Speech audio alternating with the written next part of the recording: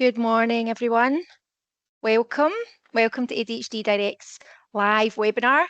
Today we'll be diving into a very incredibly important topic that affects many children and young people and parents and educators alike, the transition from primary to secondary school and from secondary school onwards. Just a little bit of housekeeping before we begin. We have, for participants, cameras and audio off throughout. If you need any support with technical difficulties, we have our IT and creative lead Eric on hand to support you with that. So just pop a message in the chat function. And we will be talking with our guest speakers this morning for a period of time, and then we'll have a break for a question and answer session. So there is a Q&A function at the top of your screen. So if you have any questions that pop up throughout our presentation, then please use that function and we'll get back to them in the Q&A section. So for part one, it's myself, I'm Jill, I'm the ADHD neurodevelopmental practitioner and coach, and I'll be joined by my colleagues Lesley and Val, our clinical nurse specialists, who bring with them a wealth of experience in assessing and supporting people who identify as neurodivergent or with ADHD. For part two, I've got myself and my colleague Katie Deas, who is our clinical services manager, and Gordon Brown, our CEO and consultant nurse. And they will be discussing the transition from secondary school and beyond. So we will be speaking from about 10 to 10:45, and we'll stop for a Q&A session from about 10:45 to 11:30. And at that point, we'll have a little comfort break and come back for part two. So this period in a young person's life is full of change. And while it can be exciting, it also comes with its fair share of challenges. So we are going to break down these challenges today so that we can better understand them and hopefully find ways to support your young children and young people through this transition.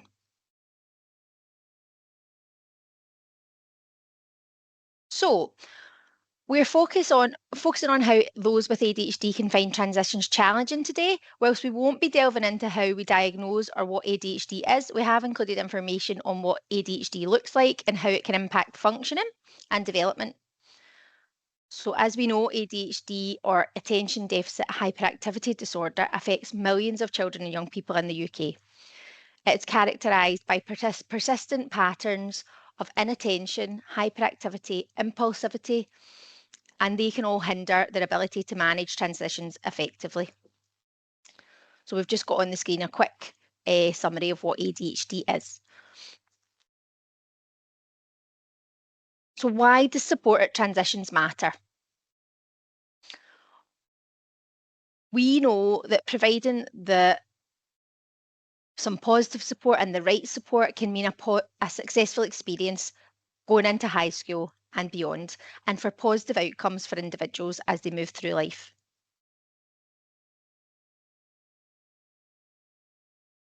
So you may be joining us. We are in sunny Scotland this morning. We have got it's the spring equinox this morning, so woohoo. We have got as much light as there was as dark, so I hope everyone else across the UK, if you're joining from out with Scotland, has got a similar sunny morning. But we're aware that you may be joining us out with Scotland, sorry, and we will use terms that are used in Scottish education establishments. So at the moment in Scotland, we talk about additional support needs assistants and additional support needs coordinators.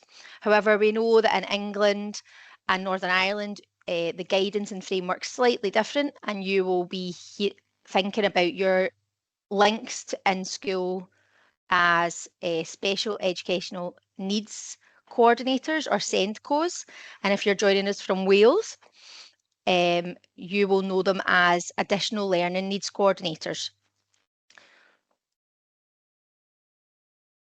Okay, so we're going to get started. So one of the most immediate and noticeable changes when students and young children move from primary school to secondary school is the increase in academic demands.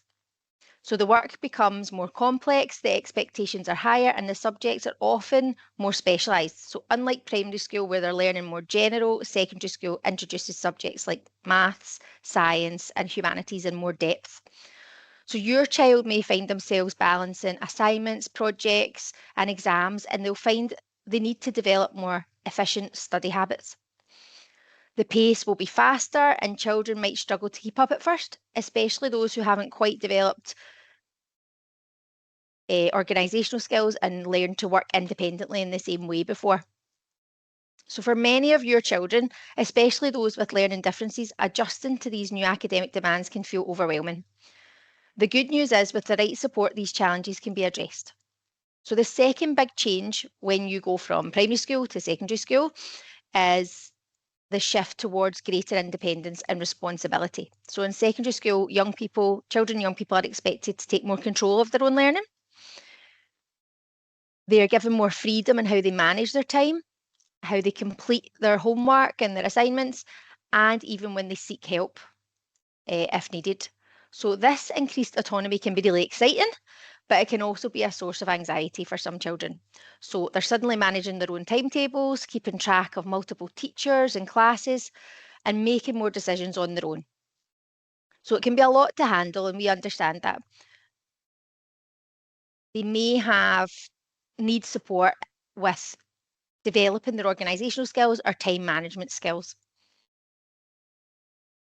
We often link these challenges to the idea of self-advocacy. So students being able to speak up for themselves, ask questions if they don't understand something, and reach out for support if they need it. And this can be a tough skill to learn, but it's absolutely vital for their success in secondary school and beyond. So along with those academic demands, there's changes in the environment. So these are noticeable changes in like routine, environment, social dynamics. So a secondary school, as we all know, we've all been through the process, is much larger and more diverse environment than primary school. And there are new teachers, new classmates, different classrooms, and often a completely new layout to navigate. So this can be disorientating for children, especially those that struggle with change or have difficulties with spatial awareness. There are also changes in social dynamics in secondary school. So children are introduced to a wider range of peers. For some, this can be a great opportunity to make new friends and expand their social circle. However, for others, it can be a challenge. So they're navigating different social groups and figuring out where they fit in. It's important to acknowledge that this can lead to social anxiety for some children, and they may feel pressure to fit in. They may be unsure how to deal with these peer relationships, or they may face bullying. These social environmental changes require a lot of emotional adaptation.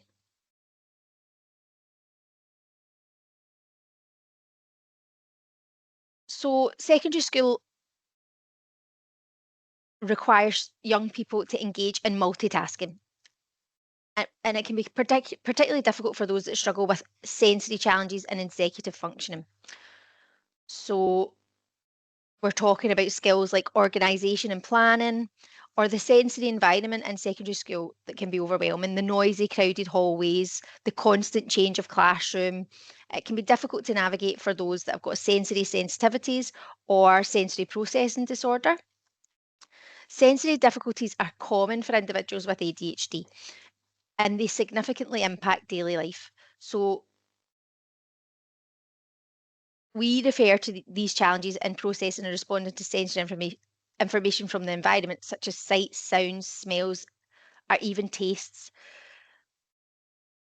People with ADHD might experience sensory sensitivities or become overwhelmed by sensory stimuli in ways that others may not.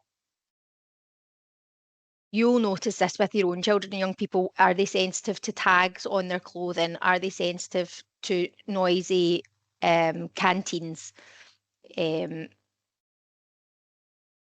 This can result in dysregulation and a decreased ability to cope with the day's demands. So our webinar today will cover strategies that will help alleviate the impact of these challenges and support parents and individuals in reducing the barriers and ultimately enhance the quality of life and their performance at school.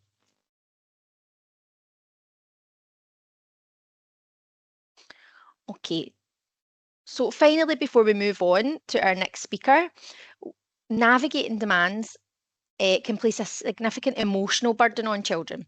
So unmet expectations, task-related stress, organisational challenges can often amplify emotional strain. So that can lead to frustration and feelings of inadequacy.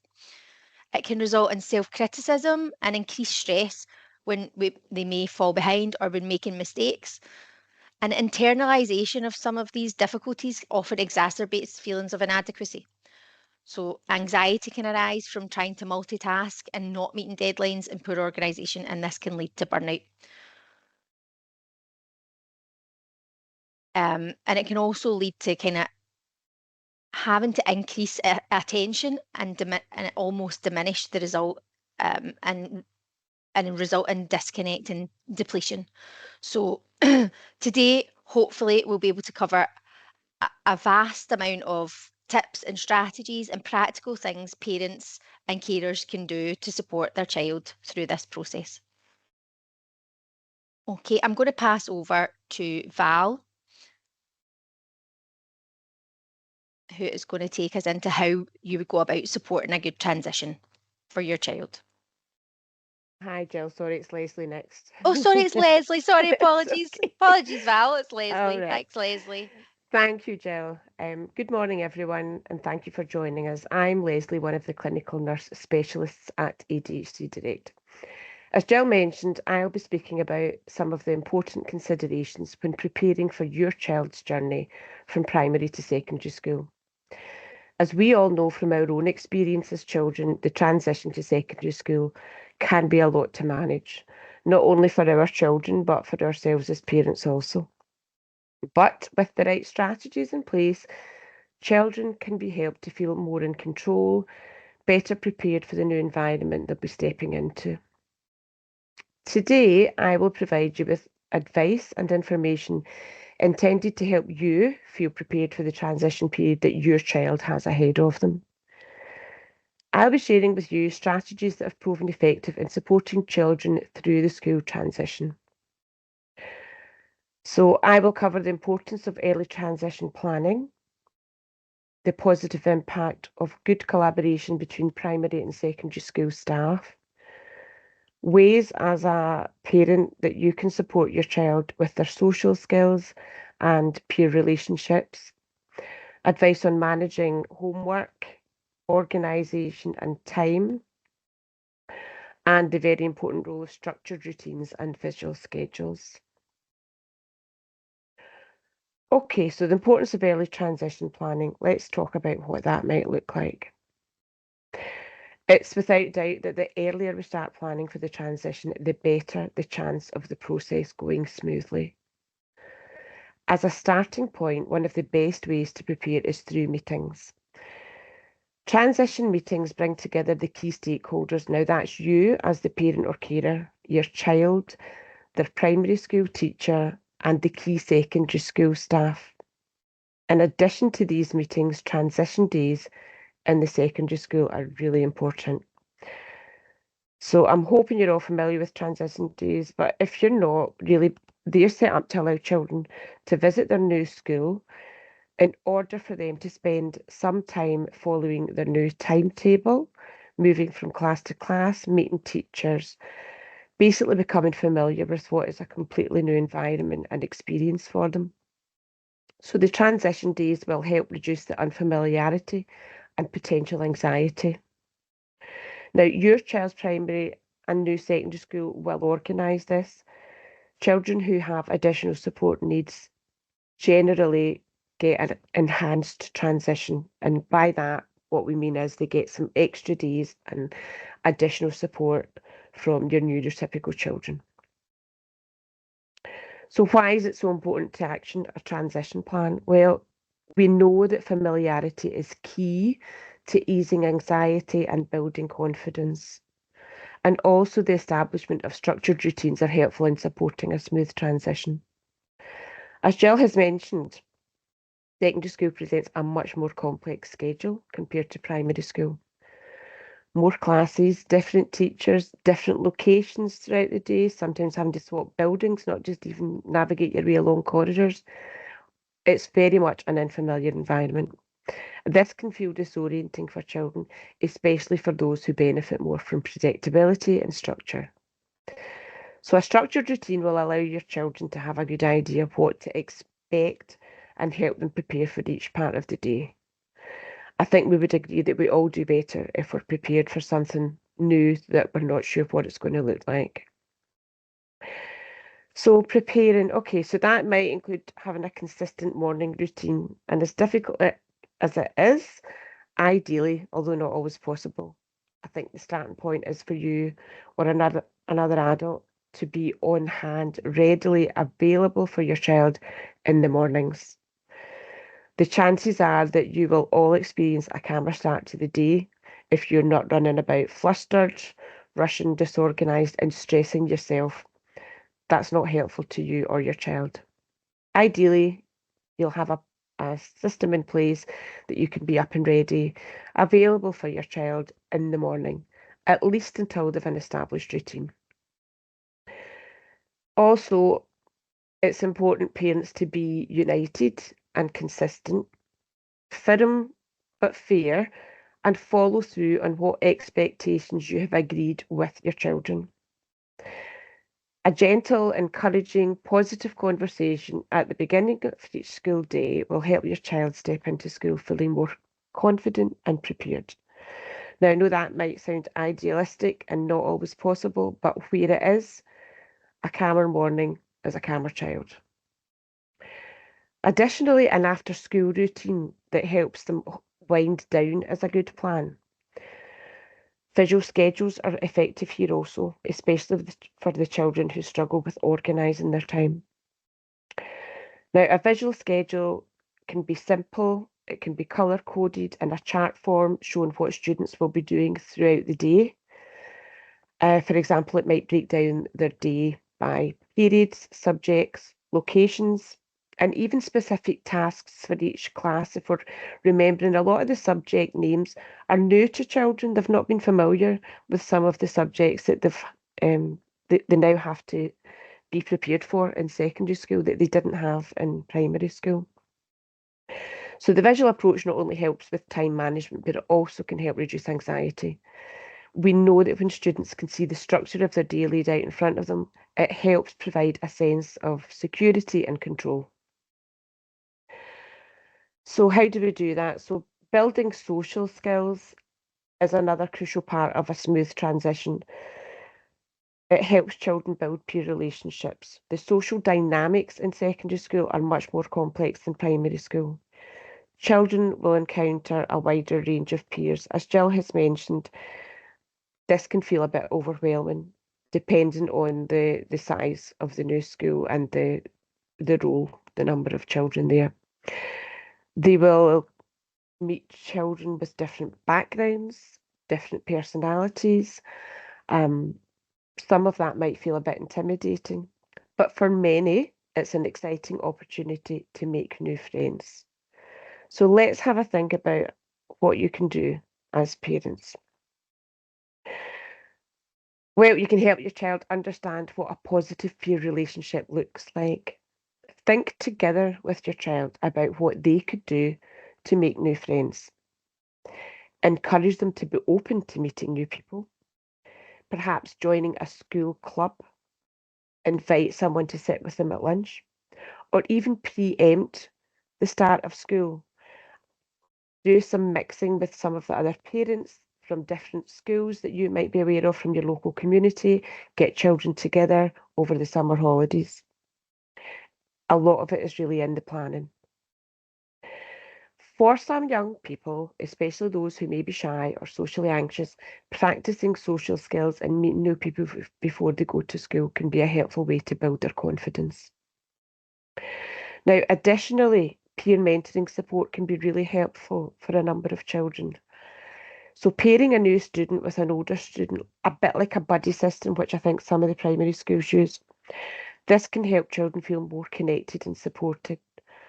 Having a familiar face to turn to in those early days can make a big difference in reducing social anxiety, as I'm sure many of us can relate to when maybe we're starting at a new workplace.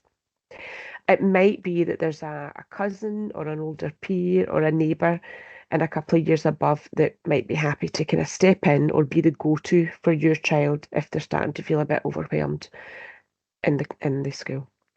So the buddy system is something that your school may already have in place. So please speak to a relevant member of staff at your school. There will be a link person, as Jill mentioned earlier, so it's just about connecting with the primary school. Moving on, implementing routines. This is the bit that takes a bit of work, really, on your part as parents. So let's talk about something that every secondary school student will encounter, the one that we all remember, homework. Homework and time management. The workload increases significantly in secondary school. Maybe not immediately. A lot of schools appreciate that it's a big jump for primary school children. But either way, students need to develop strategies to stay organised and on top of their assignments, homework. School bag, books, jotters, all kept in order, starting point. Bag packed the night before and not getting thrown in while they're rushing out the door in the morning. PE kit ready, sports kit ready. Things that really could result in a bit of stress in the morning that's unnecessary. You can also teach your child how to break down homework into manageable steps. Now, this would be very much a collaborative approach between you and your child, which might include setting deadlines for each task, using a planner or a digital tool to keep on top of assigned homework, helping to prioritise instead of procrastination, which a lot of young people would do. It's also important to help your child know how to prioritise tasks based on the deadlines and importance. For some children, colour coding tasks by subject or priority can be helpful for the visual learners. Visual reminders such as posting sticky notes, little rules, wee hints, using calendars, having all this stuff in prominent locations are just wee gentle hints for your child.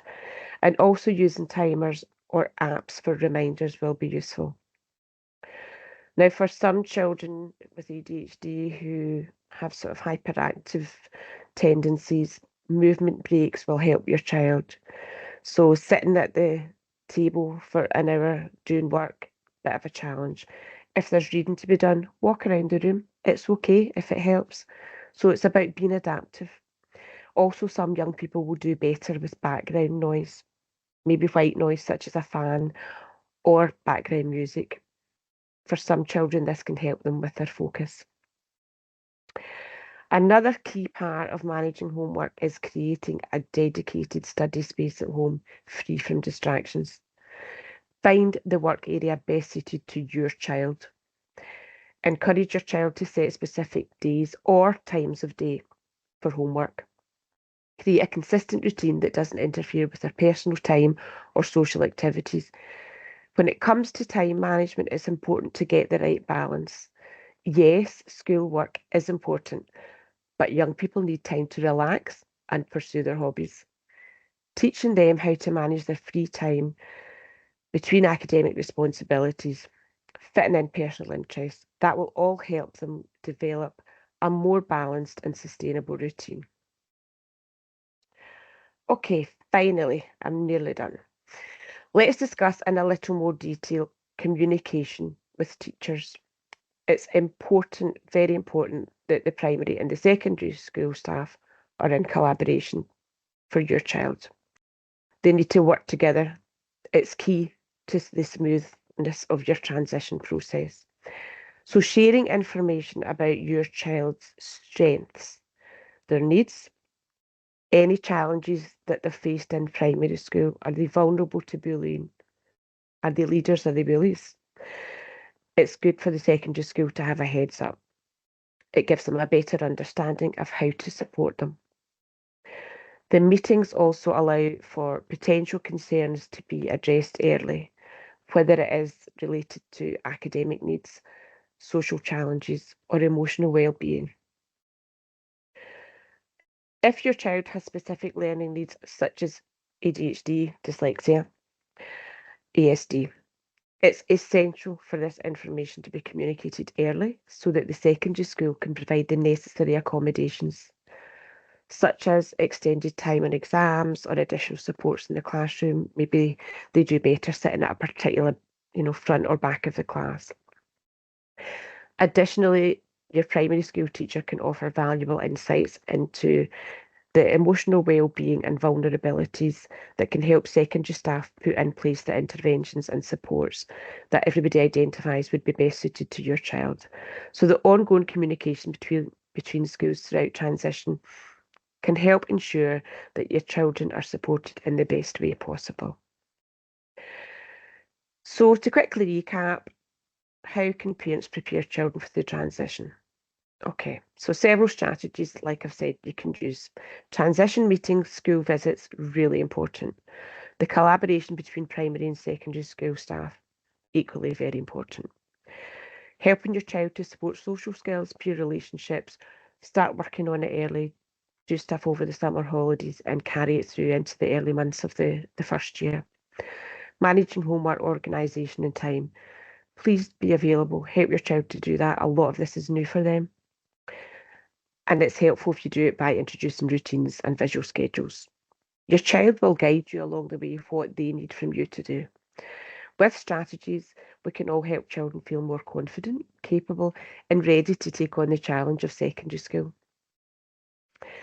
Lastly, a couple of resources that I think are particularly good that are on my slide here. So the Islington Child Wellbeing Service have a transitions booklet. It's a really lovely resource, very simple, and you use it together with your child, so it's really worth having a look at. And for those of you probably are very familiar with BBC Bite Size, they have lots of short videos giving good advice. So that's everything from me for now. Thank you for joining me. I hope these strategies will help you as parents, your children and their teachers to create a smoother and more positive transition. And now I'm going to hand you over to my lovely colleague, Val. Thank you, Lesley. Good morning, everybody. As I go through my presentation, you will notice that there is some repetition and there's an overlap, and that's very deliberate actually, because it allows us to present from different aspects and go into different levels of detail. So I would just like to check with my colleagues, are the slides shown okay? That's great, thank you very much.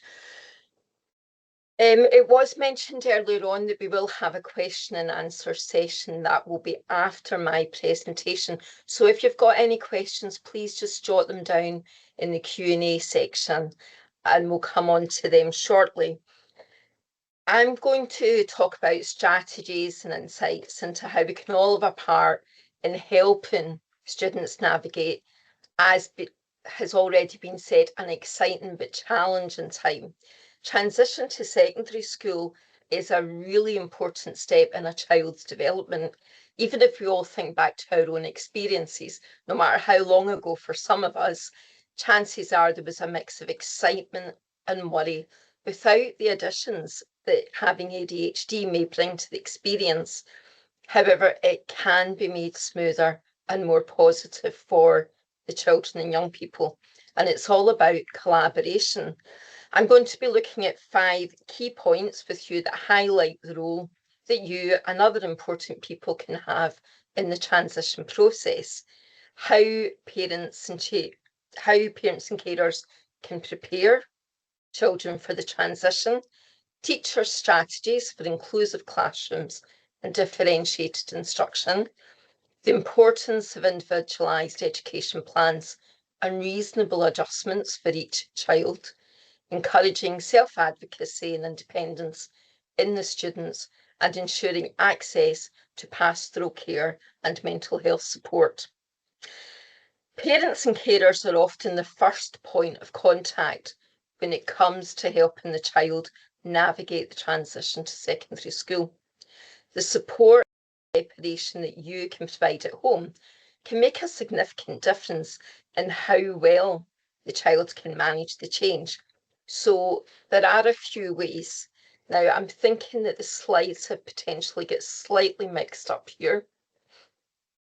So if you could just bear with me, please.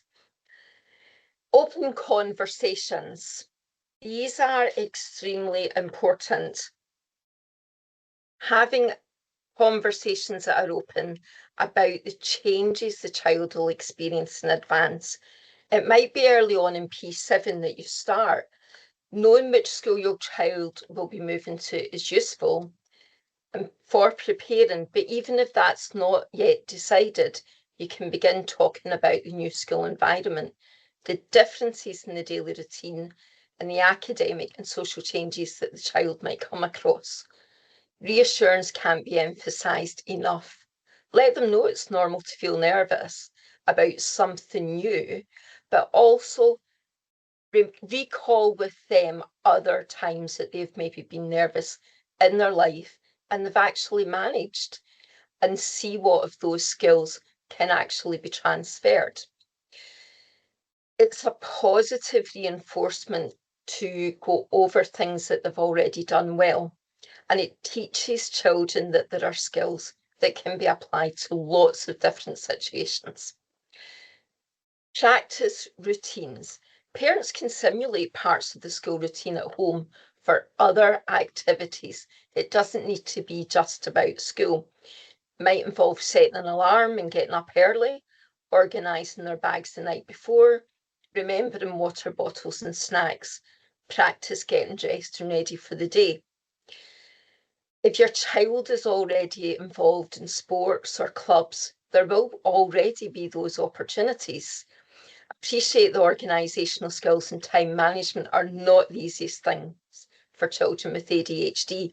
So practice and overlearning to establish routines can be helpful. With regards to school, familiarising your child with what their day might look like can begin to reduce anxiety about the unknown. This applies to any day, as I've said, so practice can be preparation for days out, holidays, etc. Your child might surprise you. Develop organisational skills. I've already mentioned encouraging children to start developing good organisational habits from as young as possible. Help them to use a planner or a digital calendar, like Lesley's already mentioned. There are lots of different apps available, so it can be fun to sit with your child, do a bit of research what's available and what might be helpful to them. Many children and adults with ADHD find it a hurdle to manage verbal instructions. So again, think about being creative, lists, picture prompts, anything else you can think of. Have fun with it. This is all working towards independence and problem solving, and that can help to alleviate the anxiety, the worry, the overthinking. The aim is to help your child develop tools that will help them in the secondary school environment, e.g. to keep track of homework, tests, projects, and it can help them to feel more in control when the workload increases, especially later on in secondary school. Picking up on what's been said about social skills practice, for many children, secondary school can be overwhelming socially. Big buildings, lots of other young people of various ages, and loads of different staff. Encourage your child to practice their social skills. For example, how to make friends, how to start conversations, and very importantly, how to ask for help when they need it. We've got limited time today to pass on actual tips and strategies, but there are handouts that will be made available later on. Parent and carer involvement and preparation is crucial to helping to make the transition a bit smoother. However, the role of teachers and support staff is just as important in providing the right environment for success. Teachers play a really vital role in creating an inclusive and supportive classroom environment. Secondary school can be a big leap academically, so it's essential that the classroom is a place where all students feel welcome and supported. To help with this, there are strategies that teachers can use, and they can be used in primary school as well as the big school. Differentiated instruction. Teachers can modify their lessons to accommodate various learning styles, abilities, and needs. Teachers will already be doing this. It might include visual aids, providing extra time for tasks, and offering both group and independent learning opportunities. So, for example, some students might benefit and learn more from hands-on activities, while others might need additional reading or writing support. By offering multiple ways to engage with the material, teachers can help students feel more confident in their learning. Flexible grouping. By rotating students in different groups throughout the year, teachers can actually give students the opportunity to interact with others in their class. It's especially important for students who might have social anxieties or are shy. It promotes sharing, collaborative learning, and that's essential for building interpersonal and communication skills, both in and out of school. Clear expectations. Clear instructions and expectations are important for all students, particularly those who may struggle with focus or attention. Teachers can use visual schedules, timers, and written directions to ensure that everyone understands what is expected and stays on track. Providing choice. Giving students a degree of choice in how they complete assignments or what topics they explore within a subject can increase motivation and engagement. When students feel they have some control over their learning, they're actually more likely to take ownership and feel invested in the process. You'll have noticed that these themes aren't very different from the way that parents and carers can already be supporting their child at home. For students with additional learning needs, an individualised education plan is a vital tool in ensuring that they receive the support they need to thrive and develop. In the UK, an IEP is a detailed plan that describes the difficulties a child is having. Excuse me. Yep. It describes the difficulties a child is having and what the school is doing to meet those needs. It's a written statement and it describes all the adjustments and the goals and the strategies.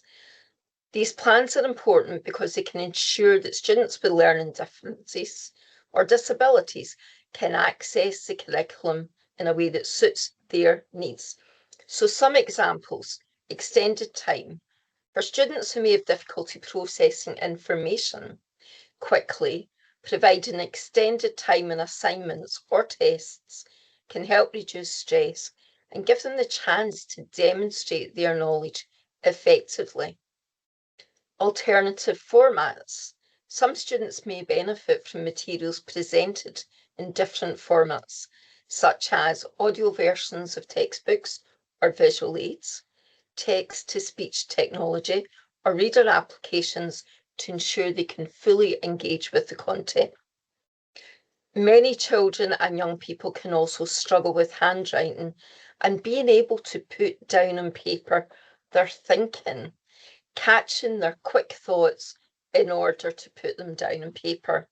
So using a keyboard and developing those skills can be very helpful, especially as they go through higher education. One-on-one support. For students who require or would benefit from additional guidance or assistance, having a teacher assistant or additional support staff available during class can make a difference to helping them stay on track. However, having to ask for help in an obvious way, for example, putting their hand up, can be really difficult for them. So, along with teaching staff, come up with alternate ways of the pupil being able to let the teacher know they're struggling a little. Some skills use coloured cards that the pupils have on their desk. Green means they're okay, red means they need a bit of support. It can be helpful for teaching staff to adopt a whole class approach when introducing strategies for children with ADHD. They'll soon find that only the students that benefit will actually use the strategies. It's really important that carers, teachers and support staff collaborate to ensure that the accommodations are implemented effectively. Open communication between home and school is essential for tracking progress and making adjustments as needed. It can also help to have those tactics and strategies being adopted at home so that there's a consistency between home and school. As your child prepares and moves into secondary school, it's important to encourage them to develop self-advocacy skills. It means teaching them to be able to speak up for their needs in a positive way, whether that's in the classroom, with peers, or with other staff members. Ways in which you can help them to support that development. Encourage communication. Although I know some parents and carers will be sitting today thinking communication is the least of their concerns with their child with ADHD. But teach the child how to communicate their needs in an appropriate and confident manner. That might include asking for clarification if they don't understand something, or speaking to a teacher about needing extra help. And it's something that you can already be doing at home, so it models how your child can be within the class. So within the home environment, you give them the opportunities to practice the skills. Fostering responsibility. Support is important, but encouraging students to take ownership of their learning and responsibilities is also important. Encourage them to keep track of assignments and homework, to manage their time and seek help when they need it. It helps build the independence that they require going on, and it will serve them well beyond secondary school. Remember, I mentioned the use of apps a few slides back. This is when mobile phones can be used for more than just scrolling and playing games. Role-playing. Parents and teachers can practice role-playing different situations where students might need to advocate for themselves. It can help students build confidence and give them a sense of control over their environment. At home, it can be about supporting your child to independently be able to ask in shops for what they are looking for, paying their own fare when going on public transport. There will be opportunities in daily life to build those skills. It also brings in what was said earlier about having open conversations with your child and giving them a supportive space to practice what they might have said or done differently. We know that overthinking is something that everybody with ADHD is prone to. Again, harness that so that it can be turned into something a bit more positive for your child, if possible. Continuing on the theme of support, we can, for a minute, acknowledge guidance teachers and mental health support and pastoral care support during this transition. Sorry, I'm tripping up my words there.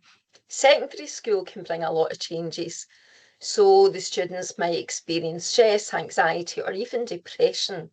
So it's important that students have access to emotional support. As Lesley mentioned, all children can benefit from a transition programme between primary and secondary school. Meeting key staff from their secondary school is important, so the relationship can be established before they make the actual move. So pastoral care. Many secondary schools have designated pastoral care teams that are there. Oh, I just moved on too soon there. Many secondary schools have designated pastoral care teams that are there to support students emotionally and socially.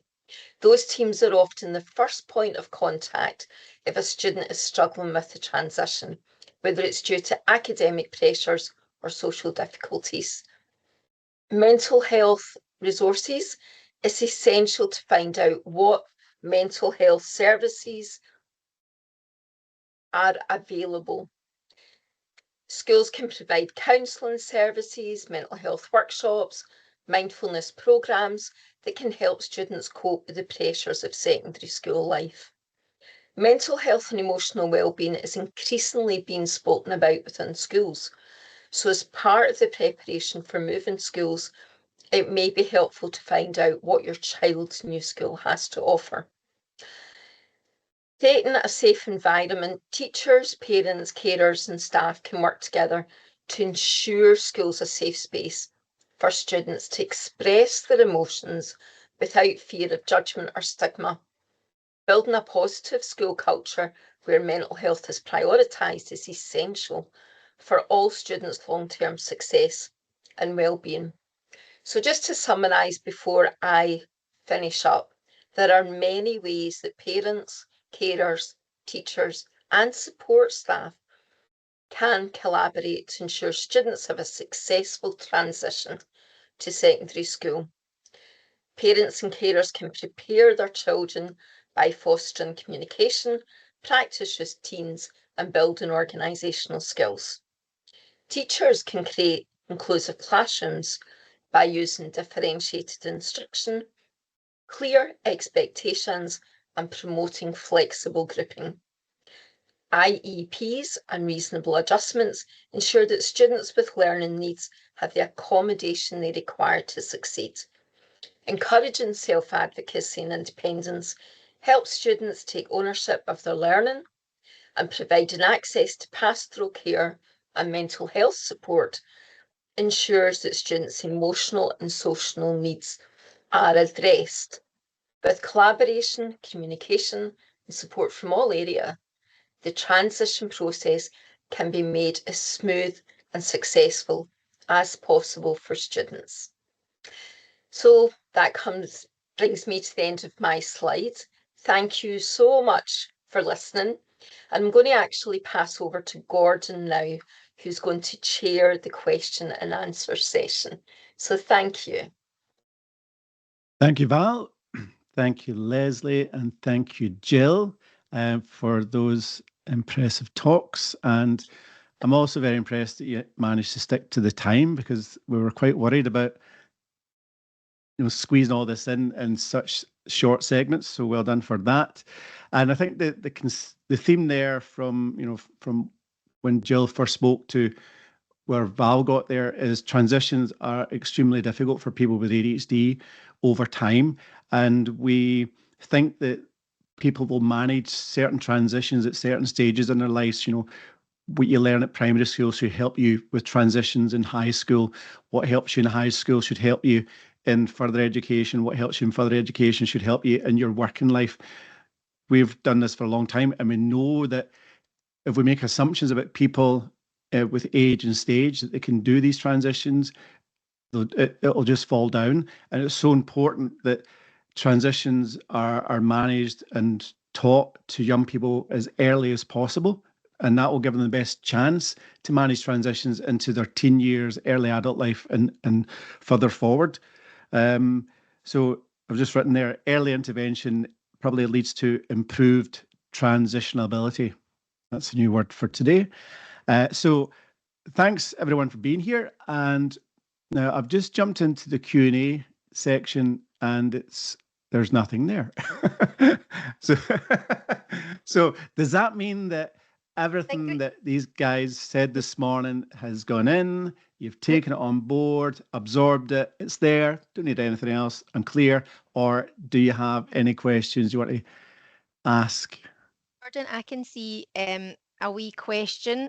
I don't know if you need to click the published section, but we've got one from Jennifer, and it's what role does emotional well-being play in school transitions, and how can we support students emotionally? Thank you, Jill. I can actually see that now. Oh, good. There you go. I was just looking at in review. Obviously, they've been reviewed. So, yes, I wonder, Val, what do you think about that? Thank What you. So role? what role does emotional well-being play in school transitions, and how can we support students emotionally? I think we can underpin the importance of emotional well-being. You want your child to be happy. You want them to be a well-rounded, and I don't mean rounded in that way, well-rounded emotionally. With regards to the school transition, as I mentioned, you'll find that more and more schools have mental health and emotional well-being really quite high up on their agenda. So it's not like it might have been years ago where it wasn't spoken about, it was hush hush, and it was seen as being a failure, it was seen as being a weakness. You will probably be surprised at how much about mental health your child actually already knows. Maybe not in the terms that we as adults would use, but in simpler terms, they know when they're happy, when they're scared, when they're anxious. So it plays a huge role. How can we support students emotionally as parents and carers? Introduce emotional language in a simple way. And as I said, talk about happy, sad, anger, being scared. It can actually be kept as simple as that. Help your child by mirroring the use of that language, by being able to say, I feel scared today, or I feel worried today. Because our children are sponges. They will pick up what we do. They don't just pick up what they see on TV and what they see from peers. So I think introducing an emotional language that your child understands, that you reinforce, and you look for opportunities to use that. And that can be replicated within schools, or find out what your school does and adopt some of that at home. I hope that answers the question. Thank you, Valerie. I was just thinking as you're talking there, emotional well-being, and sometimes as parents, we will definitely pick up when our children are struggling emotionally, but you may find that there's a bit of a differentiation between how they present emotionally at school and how they might present at home. And within the school environment, you could be forgiven for thinking actually all is well. But many, many children who are neurodiverse will hold things together throughout the course of the day, even if they're really struggling. And or sometimes people refer to as masking, or symptoms or difficulties are seem to be camouflaged. And then what happens is they go home and that emotional stuff will just kind of spill out. And to the onlooker there, it might look like, well, everything's really going well at school. It's all the problems seem to be at home. And we need to kind of have a more sort of broader look at that and think just because a child appears to be doing well at school, they're actually maybe struggling, and some of the difficulties are then spilling out over into the home environment. And we see many, many adults who, on the face of it, look like they're sailing through school, doing absolutely brilliantly, getting great results, and getting to university, seem to be succeeding there. And they'll tell us during assessment that they really struggled over the years and not being able to access the support within school that they think they should have got, maybe contributed to the other mental health problems that then ensued along the way. So we need to not assume that, how they present at school, if it all looks good, that actually is the case. So I'd add that in there. Jordan, Right. I was maybe going to add to what Val had already said about kind of labelling emotions, and some of what we do in coaching with parents about emotional well-being is kind of encouraging building that emotional intelligence, but also being able to listen and validate their emotions. All emotions are okay. We're allowed to feel them all. And sometimes we get a bit frustrated as parents that the behaviours might not, they might be a bit intense. Yeah. So being able to listen and help young people notice what's happening in their body, where are they feeling it in their body, and then validate that and say, yeah, when I'm stressed, I can feel it in my fists, or I get my heart races, so that they know that you understand that it's difficult for them. Yeah, absolutely. We've kind of focused today on transitions over time, and we spent hours, days, weeks, months, deliberating about what we thought was important to present to you today. One of the questions, however, has come in about, how do parents find the mornings? Are they challenging? And that, again, I suppose, is a kind of transition. Ask any parent of a child with ADHD or neurodiversity the most difficult times of the day, and they're at the beginning of the day and at the end of the day. That's probably universal. Here's another question from Eve. How can I help my shy child build confidence and make friends in a new school? He does not enjoy school clubs and prefers to play video games. Well, he's not alone there, Eve. I think back in the day, if a child was spending their whole day in their room playing video games, that in itself would maybe even lead to a referral to CAMS, but that's what they're all doing. And, sometimes as parents, we might be a wee bit out of sync with where this generation are at. But I think if we don't help them with their social integration, it can lead to isolation. And as they get further down the line, it will probably make it more difficult to socially integrate themselves. What are your thoughts on that, Lesley? Yeah, I mean, I think it's something that we hear a lot of, isn't it? Parents say, well, the only thing they're interested in is their gaming, and I do agree that lots of young people think that's the most important part of their life, because that's what it feels like to them. I suppose it's about for the younger ones to try and make sure it doesn't get to that point that there's only gaming available. But for the older ones who maybe that's it's school gaming and eating and sleeping. One of the things to start with, I would say, is kind of negotiating. And it's sometimes really difficult. Things get more challenging with your child. If you want to bring in a change, things get more challenging before they get better. And it's about you having the confidence as a parent to say, right, okay, this is what we're going to do to help you. And compromise, come to some kind of arrangement about what times of the day that, or how many hours a day they're spending, excuse me, on the gaming. I think it's also important to know if they're gaming in isolation or if they're gaming online with people, and would there be potential for anybody to come to the house and game with them. It's not, I know it's still gaming, but it's a start to maybe get them to be friends with another person in the same space, because we know that a lot of people talk about all their friends, but they've never met them. So just going back a bit, I suppose, think about, is there going to be the possibility of you negotiating a time limit for that, but you'll need to probably help your child identify what they then do with the time that to them is boring. I've got nothing to do, I don't know what I'm going to do. We've heard it all, haven't we? You can encourage your child to do something with you, something that maybe you don't want to do, but you think would be good for them.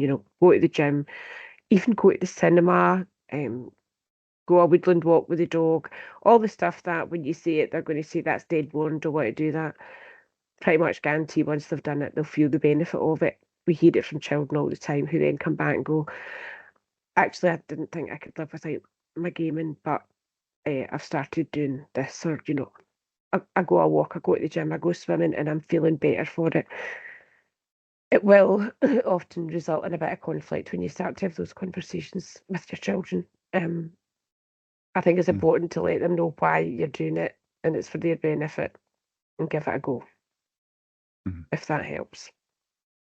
Yep. I think society seems to be getting dominated by our screen time, and this is not just children. You pick up your phone and it's Monday morning and you start doing a bit of doom scrolling. And then before you know it, your neck's kind of seized up and you're now on Friday. It can just so easily happen. Even my 11-year-old, I would say to her, who are you hanging out with today, darling? It's Saturday. Just Roblox. Roblox? Who's that? Is that somebody in your class? No, that's don't be so stupid, Dad. That's my game. So it's one of those things that they love doing that stuff, and it lights up their brain like the 4th of July, like it does with teenagers, like it does with adults. And if stuff lights their brain up like the 4th of July, well, guess what? We probably want to do that for a bit longer. And the longer they do things like video games, other stuff's not getting done. And that other stuff for children is learning life skills, homework, just other things that need to be getting on with. And so it's important that we try and have some limits with that stuff. But I think your point, Eve, about trying to get them involved in other things, whatever it is you're going to do with a child with ADHD, a teenager, a young adult, if it's something that's new to you, it's always going to be a small approach to it. As I call it the Cedra approach: small, easy, doable, done, repeat.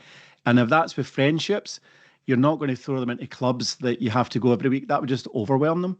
It would just be a slight introduction to something, a wee half hour somewhere, and then get them out again. And if they have success from that experience, they're much more likely to want to repeat it.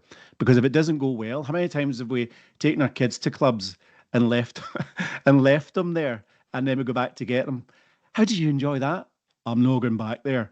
And it's just gone completely pear-shaped, and you think, why is that? So we make it easier for them, they're probably more likely to return.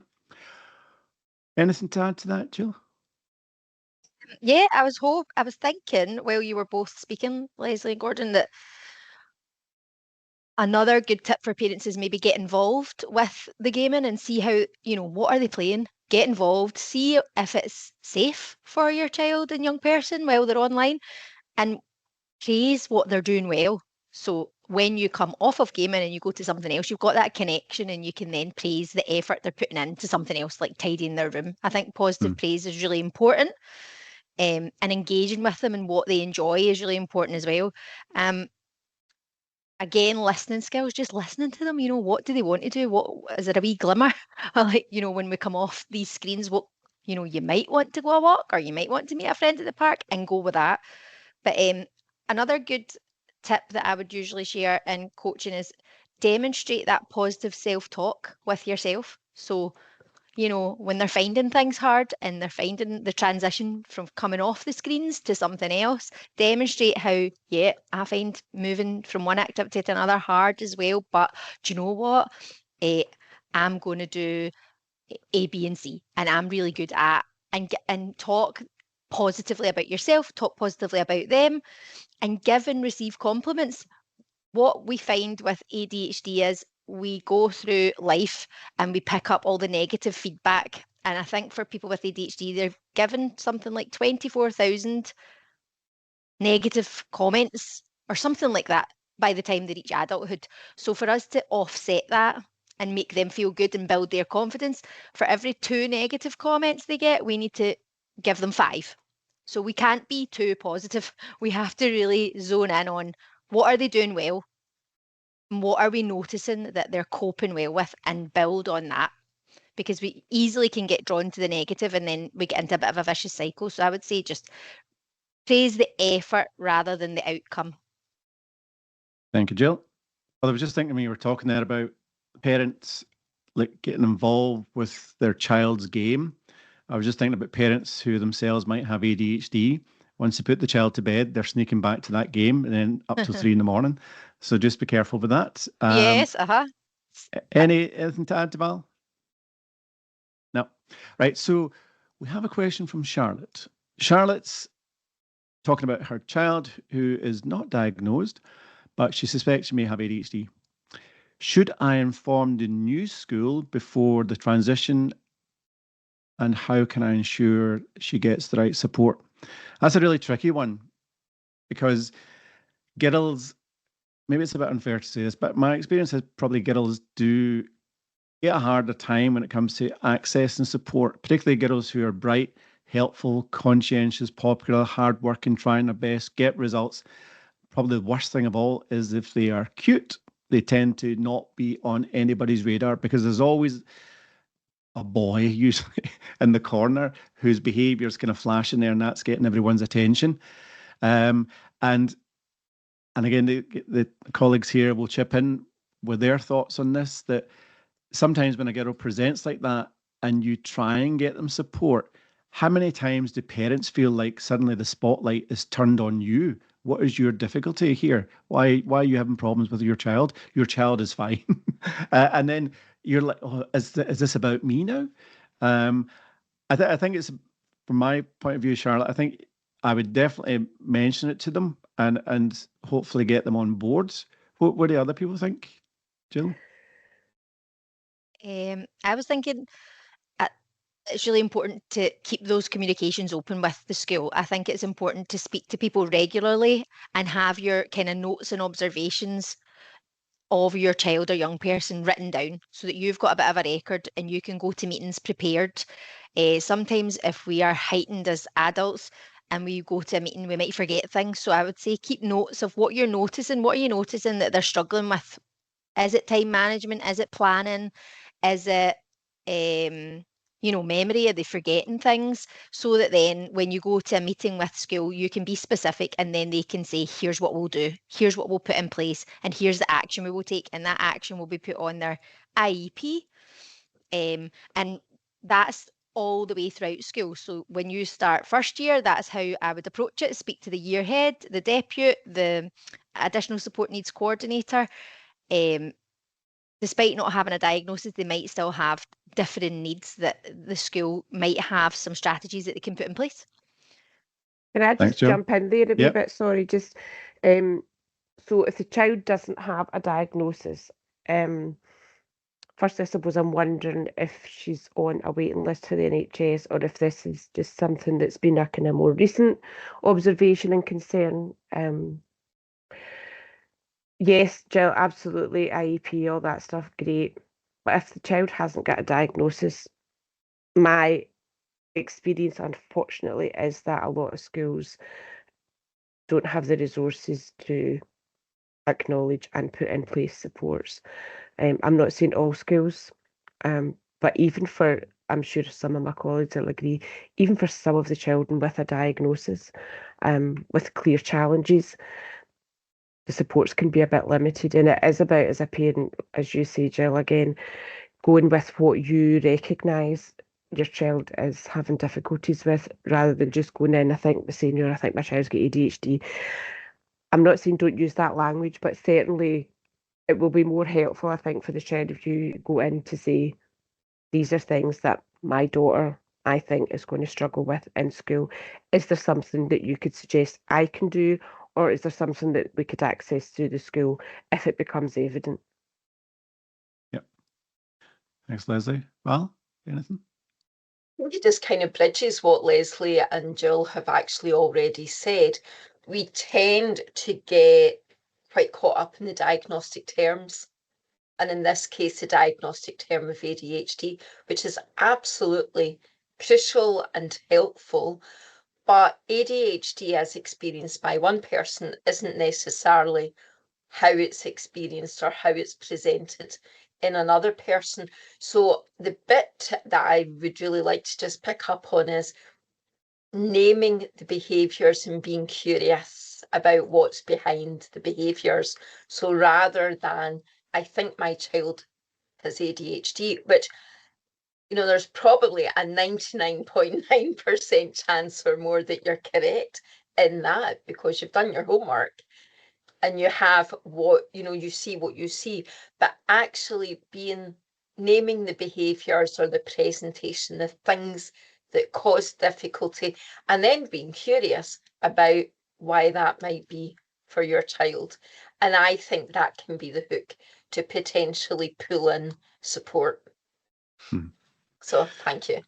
Yep, 100%. And what we have to remember is teachers, invariably are amazing teachers, but if we ask them about ADHD, which is essentially a medical condition, that there's going to be a lot of variance in their understanding of that. And if their understanding of it is, super hyperactive, highly impulsive, badly behaved boy, they're definitely out there, but they're only the tip of the iceberg. Most people with ADHD are not like that, and most people with ADHD will never be seen for assessment. And I think the guys here have said it, that if you approach it describing your child's difficulties, and that's essentially what we do when we're asking schools for information to give us an idea as to what they're like at school. It's just finding out how do they manage within school. And if your child's struggling with certain things, I was saying to them, this is what they're struggling with. Can you keep an eye on it? Because it's important to have a sort of baseline of where they're at. Because if you don't have a baseline of where they're at, it'll be difficult for people then to be able to say further down the line how things have gone. And even if the school come back and say, no, we actually don't really see any of that here, but we'll keep an eye on it. And as time goes by, you will often find that the further somebody gets down the line, it's like a pressure screw turning where, stress, overwhelm, anxiety would start to manifest, and to look out for these things. Alrighty. Right, so that's all the questions. We're really way ahead of time. We've got a few more actually questions. more. There's a There's few more more came in. questions. Do you want me to read some out? Yeah. So we've got Emma, I who can see has them now. asked, They're in review. well, they're in my published. I can see them. I'll read it out and you can. So Right. what is the benefit of CBT? I was advised not to do this until my child was stable on his medication. He has combined ADHD. What additional support will this provide for him, please? Who would like to have a stab at that? Lesley. Yeah, so I'm just reading your question there again, Emma. I suppose Jill and I could kind of attempt to answer this jointly. So I was wondering, Lesley, about the medication part. I'm sure you could probably talk about why you would be waiting till your medication's stable. So if your child is on medication and it sounds like they're probably at the early stage of that, they're still titrating, I think my sense is that you do one thing at a time. So get the medication stable, optimized, so that we know, right, okay, this is the right medication, this is the right dose. My child's settled and, in a place where they're ready to start doing the tasks, doing the challenges that comes with CBT. CBT has, it sets you targets, it sets you goals, there's homework to do. It's not ideal for people with ADHD to start doing those processes if they're still procrastinating, they're just not organised, they're not going to get around to it. So let's master the medication, let's get that all right. Once your child is at optimal level of functioning with their ADHD from their medication, it's at that point, I would say, start to have a think about coaching or CBT. Additional support from that, Jill, I'm going to just hand that over to you because it's more about coaching, I think. No bother. So I suppose once your child or young person is stable on medication and they go to see someone like myself to have ADHD coaching or a CBT therapist, the benefits you're talking about are supporting your child or young person to really think about. Now, this is really important about when. So I don't know the age of your child or young person, but when you go to CBT, you're talking about your thoughts and you're separating out your thoughts from your feelings and your behaviors. So if you're very young, this is a difficult thing to do. So it's called metacognition, thinking about your thinking. And not until you're maybe a bit older, you start to be able to do that well. So that's another reason for waiting until maybe someone's a teenager and they've developed lots of other skills first. It really depends on the individual though. And I suppose the benefits are you talk about situations or events or scenarios that would cause your child or young person stress, overwhelm, anxiety, and then you're able to discuss what are their thoughts about that. Because usually what we think is the feeling of overwhelm comes on its own, but actually the thought comes first. So we would want to work with a child or young person to help them figure out what's happening with your thoughts. And if they're unhelpful, inaccurate, negative in any way, they'll be a bit of a barrier to progress and to being able to succeed in their life. So we can help them adjust their thoughts. So go from unhelpful and inaccurate to helpful, positive, and that will help reduce triggers, anxiety, depression, and general overwhelm. It does take time, so you'll not see the benefits instantly. It's something that you have to practice, and you may have to go back to CBT more than once for different aspects of your mental health. But it is evidence-based that, you know, it gets results. So yeah, I suppose to summarise, you're helping differentiate between your thoughts and feelings and your behaviours, and helping, I suppose, make changes to behaviours and live a more kind of healthy, positive life. I hope that sums it up okay. Thank you, Jill. Any other thoughts on that? No. All righty. So Vicky is asking about IEPs. Are IEPs available to a child undergoing an ADHD assessment? Can anyone ask for one? And I think that is, well, a bit interesting to hear people's experience of that, but also what the other guys here think. An IEP probably would come your child's way following diagnosis. We would probably argue that it should be about what their needs are that determine if an IEP would be appropriate, and the diagnosis in itself shouldn't really be the trigger for that. But I think it's often, you know, resource driven, that resources are more likely to be attracted, or a diagnosis more likely to attract resources than somebody who just has a list of difficulties. But I probably think, as probably the other people do, that children should get help based on what their needs are, not necessarily with or without a diagnosis. What do you think, Lesley?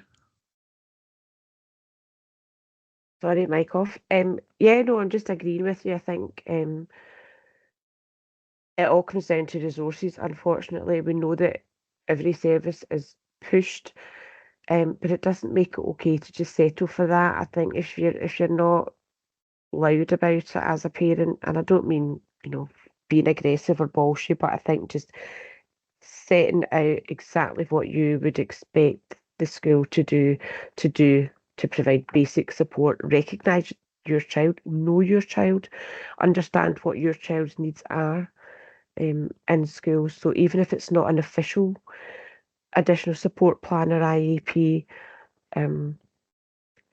you would expect them to work with you and the child to identify what they can put in place, even if it's like just, you know, breaks, or being able to listen to some kind of white noise with like earphones on, sitting at a particular bit of the class, things that they're not going to like cost the school money. You're not asking them to put in a support for learning assistant, but just positioning in the class and little small strategies like we've talked about earlier that can help your child.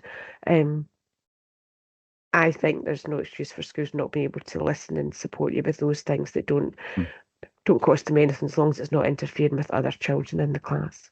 Yeah, and I think Val mentioned earlier about, you know, one child's ADHD is different to another child. Everybody's ADHD is unique to them, and I think the key word there is individualized.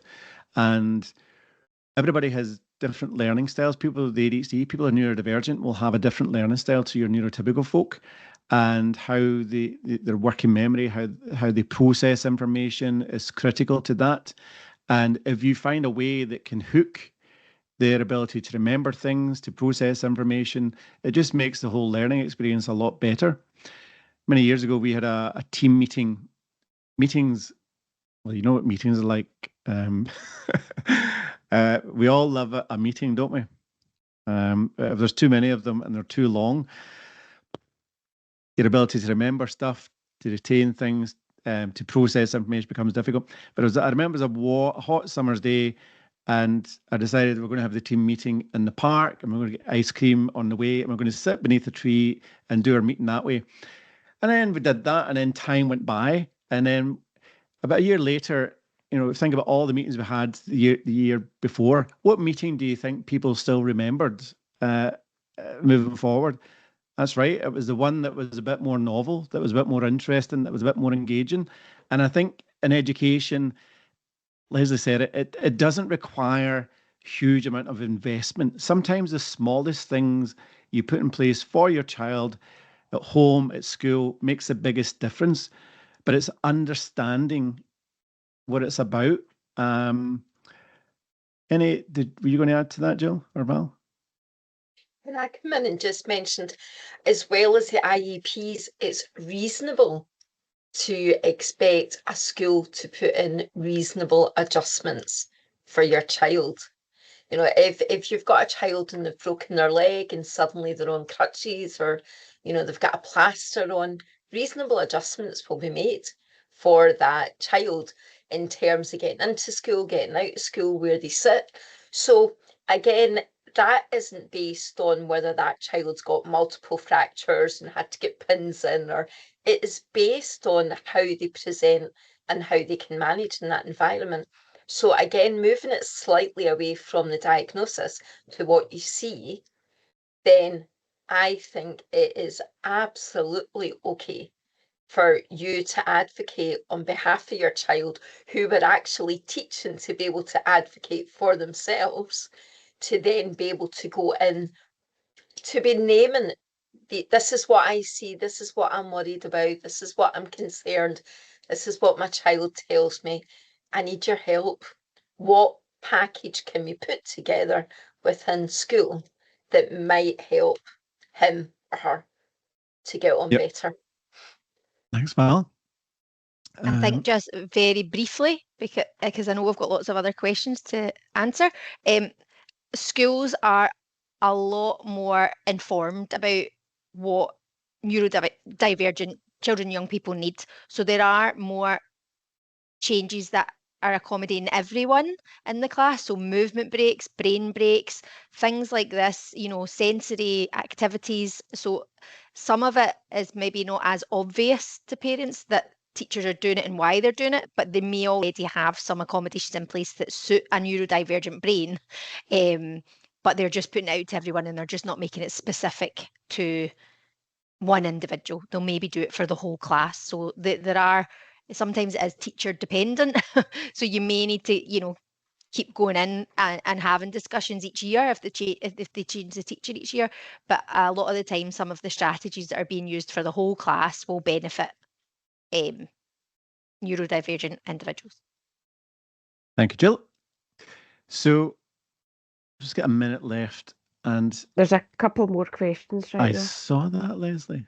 I'm on the ball now. Okay. Takes me a while. So there's a question there from Sonia, which I think is a really important question, and that is, how can we help a child that is self-aware of their neurodivergence? One of the problems you have is that when we all used to work in CAMS, and children coming to child and adolescent mental health service, a lot of them don't want to go there because I'm not mental. I don't have a disorder as such. And I think a big job that we have is still to kind of educate society that the vast majority of people with ADHD are normal, everyday people. In fact, we work with thousands of folk who they are sort of leaders in their field. Having neurodiversity means that your brain is entrepreneurial by design, and they're often high achievers. So we need to, I think one of the first things is to dispel some of the myths about ADHD, that it's a road to failure. Absolutely not.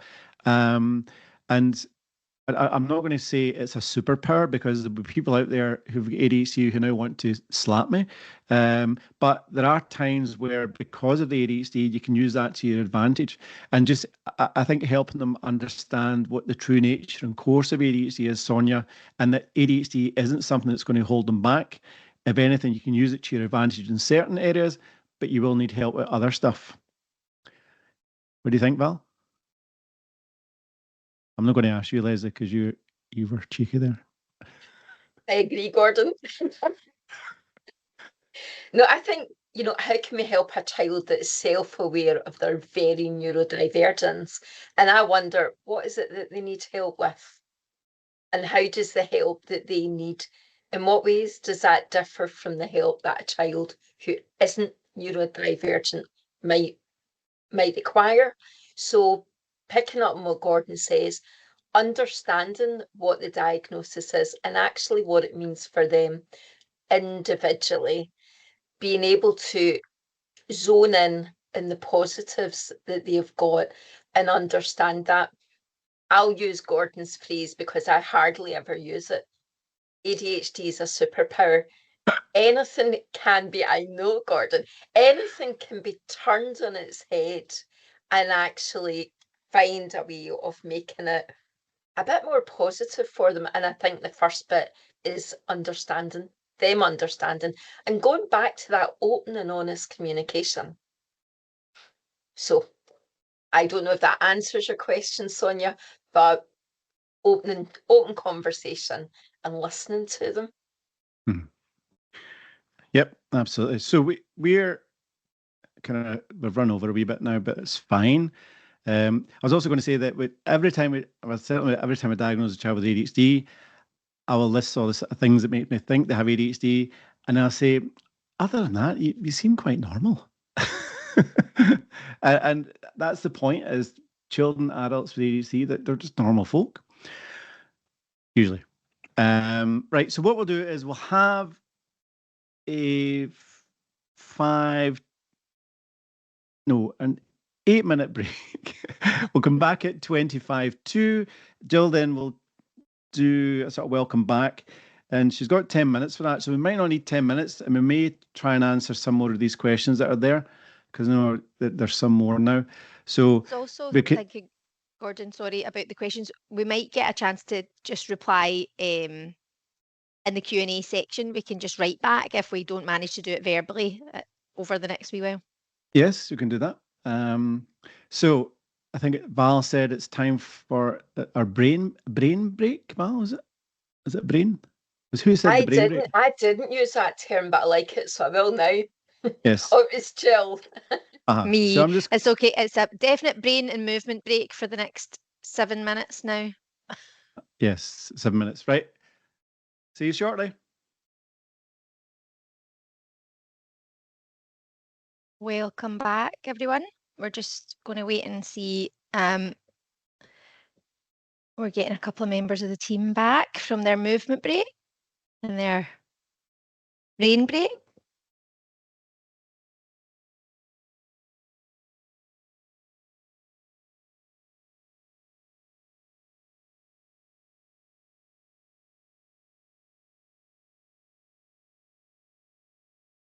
So for part 2, we are going to be discussing transitions from leaving secondary school and whether that's you're a young person by this point, whether they choose to go into further education, higher education, uni, college, or whether they choose to go into the workplace straight from school. So joining me for part 2 is Katie, our clinical services manager, and we've got Gordon, our CEO and consultant nurse. Again, the presentation will take about 45 minutes, and then we'll have time for another question and answer session relating to transition out of secondary school. So very much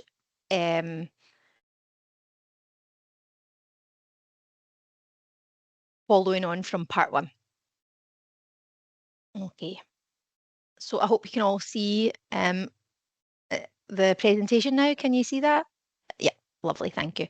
Okay, so welcome back. As I just said, we're going to kick off with part 2, which focuses on the key differences and challenges in transition from secondary school to college, uni, or employment. So each of these paths presents excuse me 1 second, presents its own unique set of opportunities and challenges, especially for children with young people with ADHD. So whether your young person is considering further education or entering the workforce, there are strategies to ensure that they have the support they need. So as I said, myself, Katie and Gordon will walk us through each transition and provide practical advice. I'll begin by helping you all understand the key differences and challenges of these transitions. The transition from secondary school to either education or employment is a major step for all young people, but for those with ADHD, this process can bring specific challenges. So in this section, I'll be discussing the common obstacles students face when transitioning to either college, university, or the workplace, and how these environments differ from secondary school.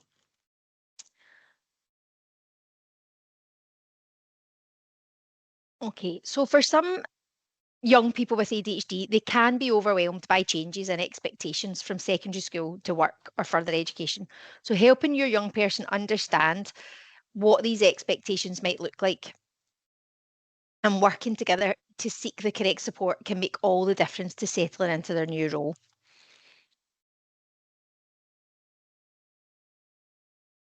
So let's break down the key differences and challenges young people with ADHD might experience when moving from secondary school to the next stages in their lives.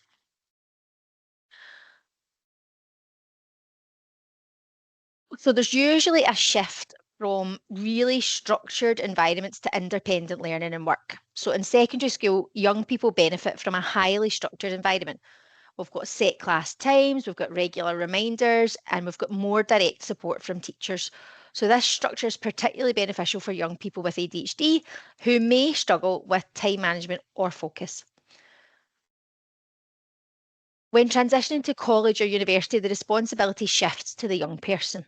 So they must manage their own timetables, keep track of deadlines, and engage in self-directed study. Similarly, the transition to employment often means moving to an unstructured environment where employees are expected to be self-reliant and proactive. And for young people with ADHD, the lack of structure and direct supervision can lead to challenges in staying organised and focused. Managing increased academic expectations and self-directed study or work responsibilities can be another key difference from secondary school. Higher education, if you're going to college or university, demands greater academic rigour and increased workload. Young people will be asked or tasked with handling large volumes of reading, research and self-directed study, often without the consistent check-ins from teachers that they're used to in school. For those transitioning into the workforce, job responsibilities can vary greatly depending on the role, and young people with ADHD might find themselves needing to adapt to a professional environment with less direct oversight. Whether it's managing a research project in university or coordinating tasks in a new job, young people with ADHD may need additional strategies on top of these responsibilities.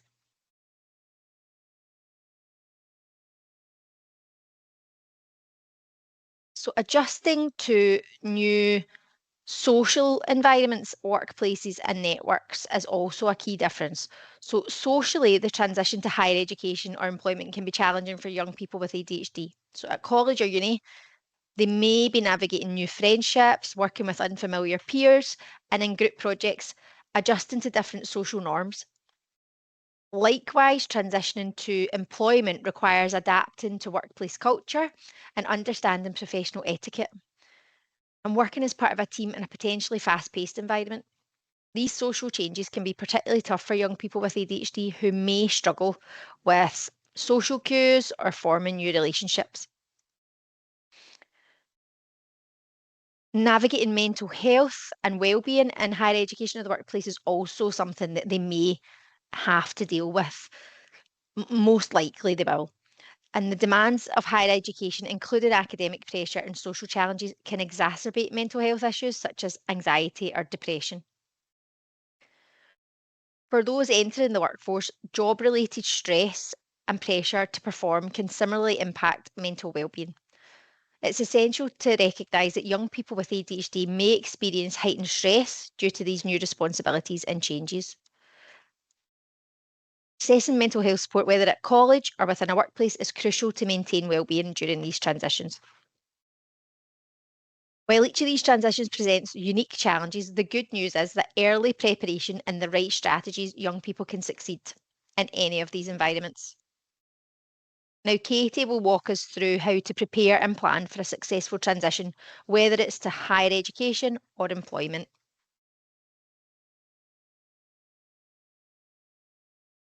Thank you, Jill. So today I'm going to be looking at identifying and accessing disability support services, building time management and workplace skills, understanding the legal rights and accommodations that come with it, and then finally about managing stress and overwhelm that comes with transitions. How do you get the things to come up on this? Katie, if you just take control up the top.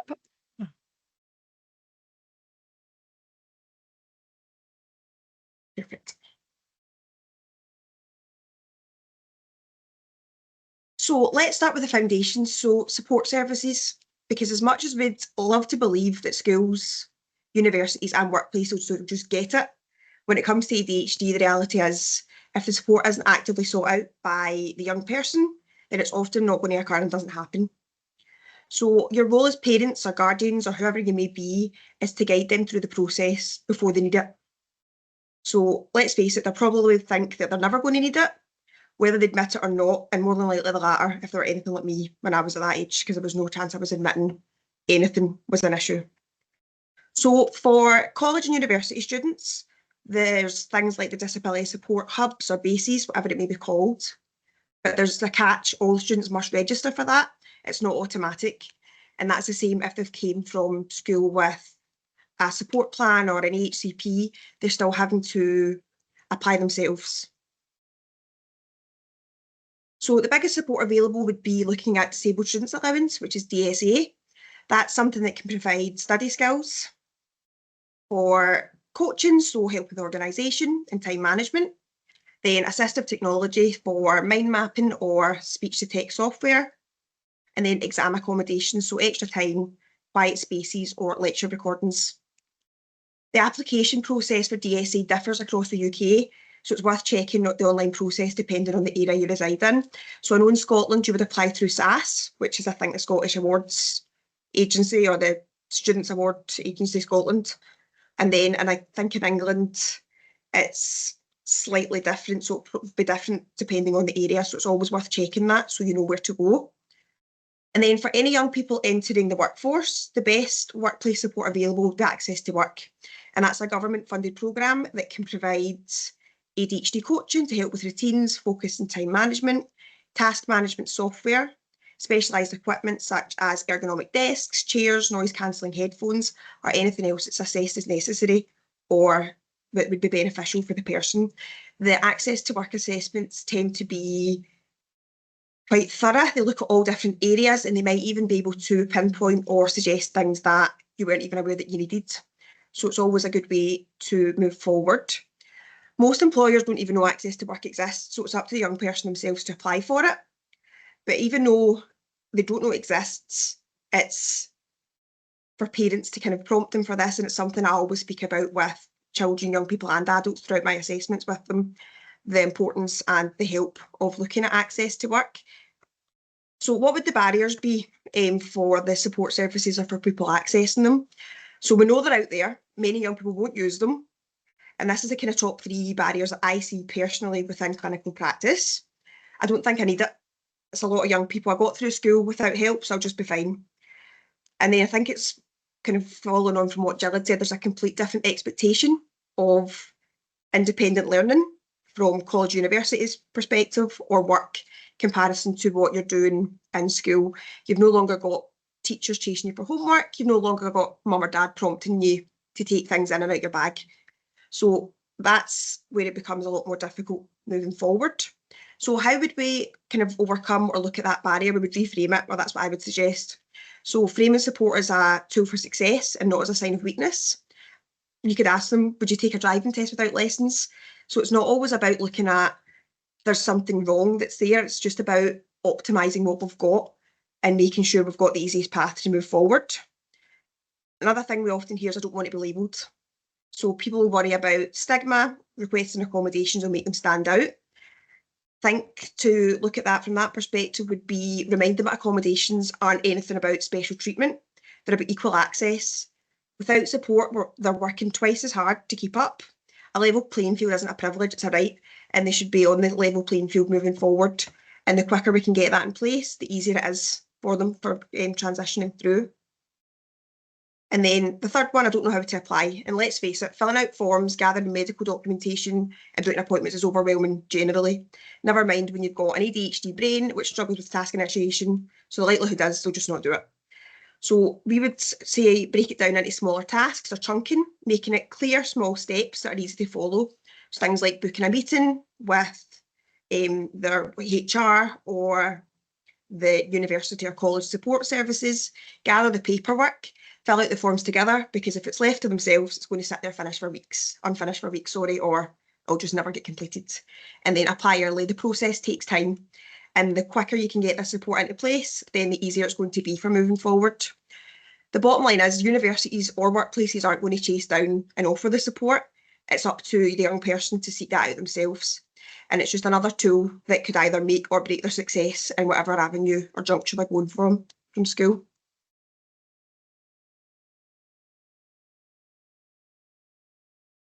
So we're going to move on and talk a bit about time management, otherwise known as the great struggle for anybody or most people with ADHD.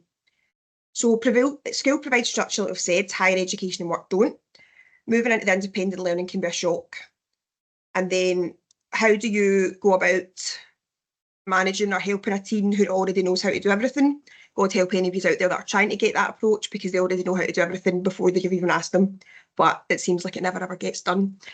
So why does it matter in terms of time management and workplace skills? So ADHD itself affects executive functioning, so planning, prioritisation and managing time.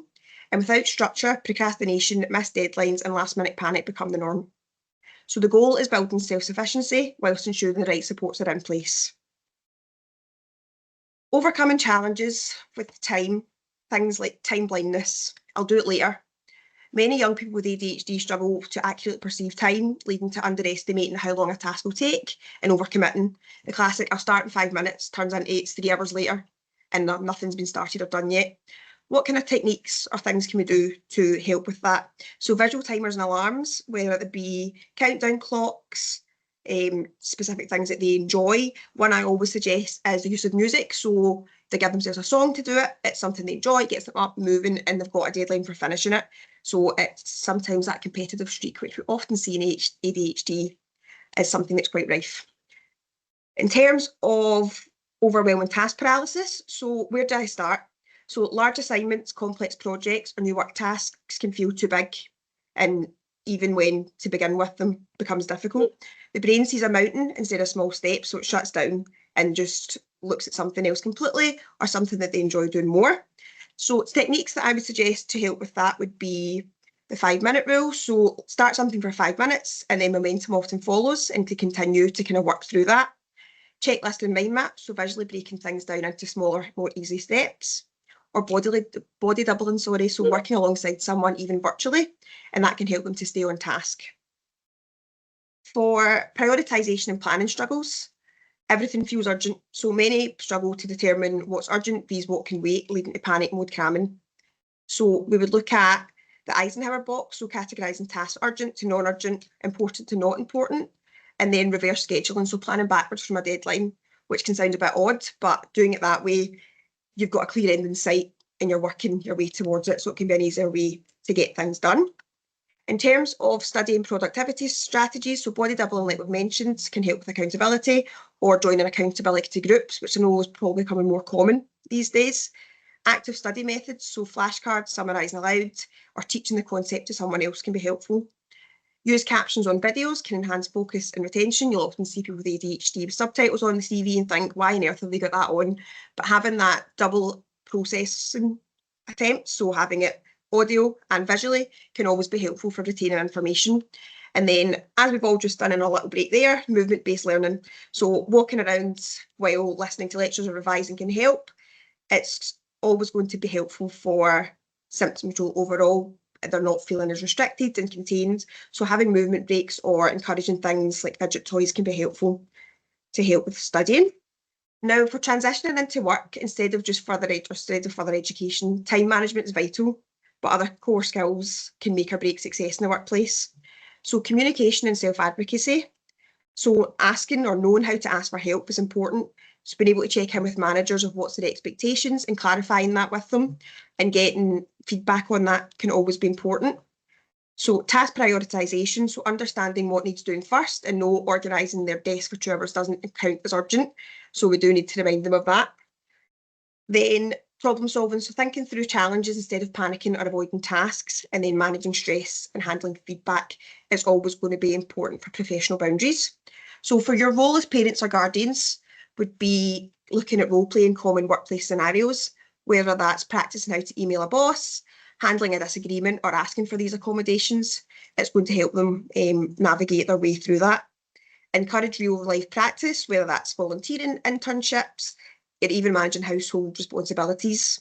That can help to build the skills. And sorry if there's any young people out there, I have just given parents, guardians the okay to ask you to do more around the house. So apologies about that, but I do promise it's for your own benefit in later life, and I can speak from that from my own experience. And then what's the kind of takeaway from looking at this side? If they're visual learners, then use colour-coded systems. If they're auditorily, using reminders and alarms. As such, if preparing for employment, it's more than just showing up. It's teaching them how to navigate expectations, manage workloads, and communicate effectively. So it's finding what works for the person and what's going to help them to kind of navigate through.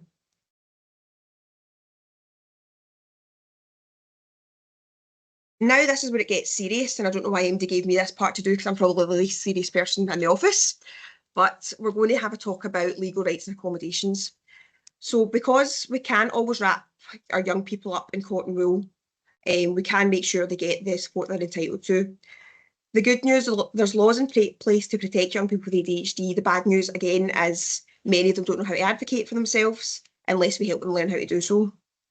So ADHD is legally protected under the Equality Act 2010 if it's had a substantial and long-term impact, which, let's be honest, for most people with ADHD it does. So schools, universities and employers must provide reasonable adjustments. These adjustments aren't nice to have, they are a legal right for the person. So what accommodations are available? So education accommodations would be, like we spoke about earlier, disabled students allowance to help to cover study skills, coaching, etc. Can also provide note-taking assistance. And then there's adjustments or for coursework adjustments, so extra time, having quiet spaces or personal spaces for doing exams, access to lecture recordings to improve processing, or alternative quiet study spaces. Even if they don't apply early, which we would always suggest to do, you can request this accommodation or support at any time, but it is easier if it's set up in advance because it means that's in place from the start. In terms of workplace adjustments, so flexible hours, so structured tasks, quieter workspaces can be things that would be helpful, or access to work, as we touched on earlier, is something that I would encourage all people within work to have a look at. And one of the points of that is they're getting access to coaching and they get to see our lovely Jill as well when they do that. So they've got some input from that side. So teaching young people to self-advocate is important. So we have to look at encouraging written requests, and there's a paper trail of that. Having paper trail is going to be power because we can refer back to it, and that's going to be important for MD with forgetfulness or difficulties with processing information. And then you could look at email and templates, role play conversations, and that's going to make it easier for them as well in terms of self-advocating.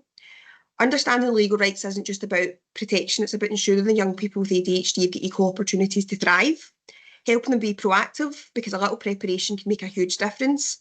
Then it'll make their life easier. And let's be real here, that's probably the best way or most convincing argument to tell them that life's going to be easier if we look at it this way. So if there's one thing to take away from the kind of legal rights side of it, it would be to encourage them to speak up. Their success shouldn't be about a battle, it should be about their right to getting all the support that they're required to have for moving forward.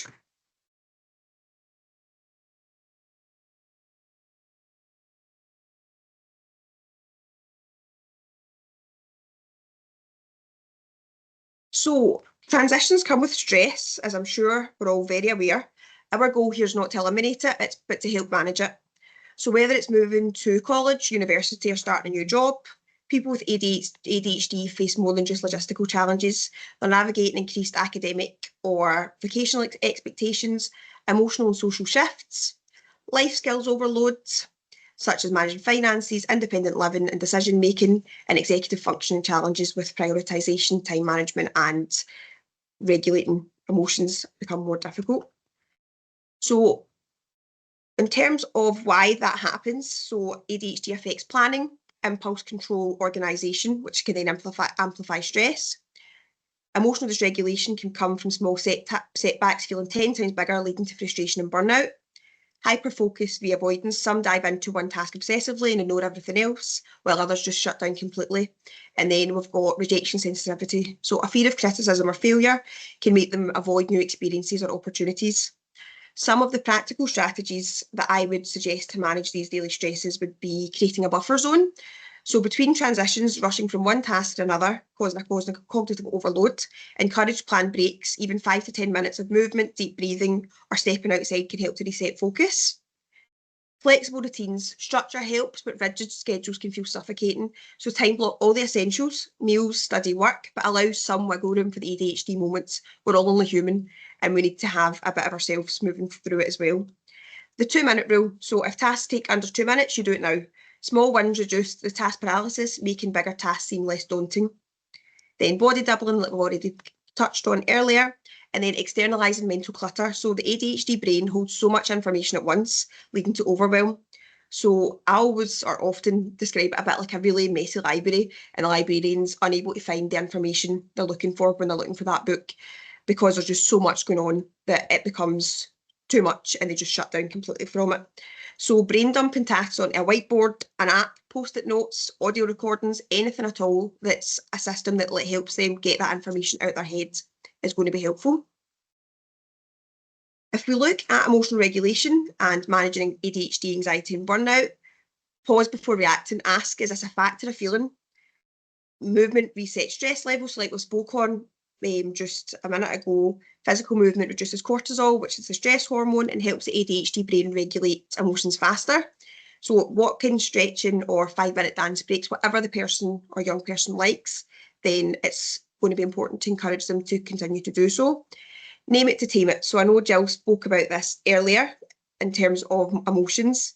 So instead of saying to them or them saying, I feel awful, encourage them to name the feeling. I'm frustrated because I don't understand the assignment. As labelling emotions then reduces the intensity of them, it makes it a bit easier to manage. Understanding emotional pile-ups of ADHD stress doesn't hit immediately. It builds up over time, leading to explosions or shutdowns. I always describe it a bit like a pot of boiling water. It's fine simmering away for so long, but it's going to overflow at some point. So it's about managing that before it gets to that point. So teaching daily de-stress habits instead of waiting until they hit breaking point. So RSD, which is rejection sensitivity dysphoria, and reframing negative thoughts. So the ADHD brain perceives rejection more intensely. Teach people or teach a young person to pause before reacting. And then remain in the bad moment doesn't mean that they're a bad person. It just means that they've understood what's happened and then they're able to move on afterwards because they've understood it rather than being stuck within that emotion and it's ruining the rest of the day. So it's not, if it's a bad moment, it doesn't mean they're a bad person, and it doesn't mean that it's a bad time for the rest of however long it may be. So social and sensory coping strategies. So finding a safe space for downtime, whether it's a quiet room, noise cancelling headphones or a favourite cafe, having somewhere to de-stress prevents burnout. Practicing no without guilt. So many ADHD people struggle with people pleasing. Teach them it's okay to decline extra commitments when they're feeling overwhelmed. They don't have to go to everything. When I was growing up, Mum and Dad said I would go to the opening of an envelope and it didn't do me any good. So it's always good to be able to say no and have that time for self-reflection or doing things that allow you to switch off and avoiding burnout. So social supports can be lifelines, regardless if it's peers that they've grown up with, like lifelong friends, neurodiverse peer support groups, or groups within college, university, or anything else. Encourage them to reach out and join these groups or reach out to their friends who's there because they're always going to listen to them. And regardless of how open your teen may be with you. They're never going to be as open as they can with a good friend that's round about them. So I think it's always important to encourage that. When to seek extra support. So if someone's experiencing, a young person's experiencing persistent burnout, avoidance and emotional dysregulation, that's time to seek help. That would be things like ADHD coaching, wellbeing services. And where would you get this help? So university, college wellbeing services, ADHD coaching, your ADHD nurse, if you've got one, or GP mental health services, or even looking online to get a bit of advice around about what's available in your area. Lots of different areas will have online resources that they can link into. GPs or mental health services can signpost, or if there's someone else round about you that knows, you can get in touch with your own healthcare professional and they can guide them to the best resources or input for themselves. So transitions will always come with stress, but the goal isn't to eliminate it, it's to learn how to manage it. So with the right support, strategies and self-advocacy, our young people can navigate transitions successfully. And now Gordon's going to guide us through what happens when they've made that transition. So over to yourself, Gordon. Thanks, Katie. Just put my camera back on.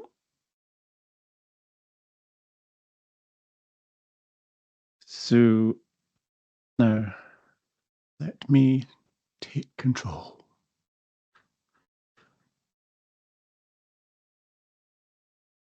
Right, so here are my slides, and Katie ran over by 5 minutes. So that only gives me 10 minutes to talk to you, which is fine, because a lot of the stuff, there's a lot of overlap there, so I can miss out some of the stuff that I think I don't need to dwell too much on. Transitioning into further higher education is something that we all hope for our children. We're going to talk today about some of the barriers that might come with that, support systems, and some strategies around how they can manage that more successfully. So,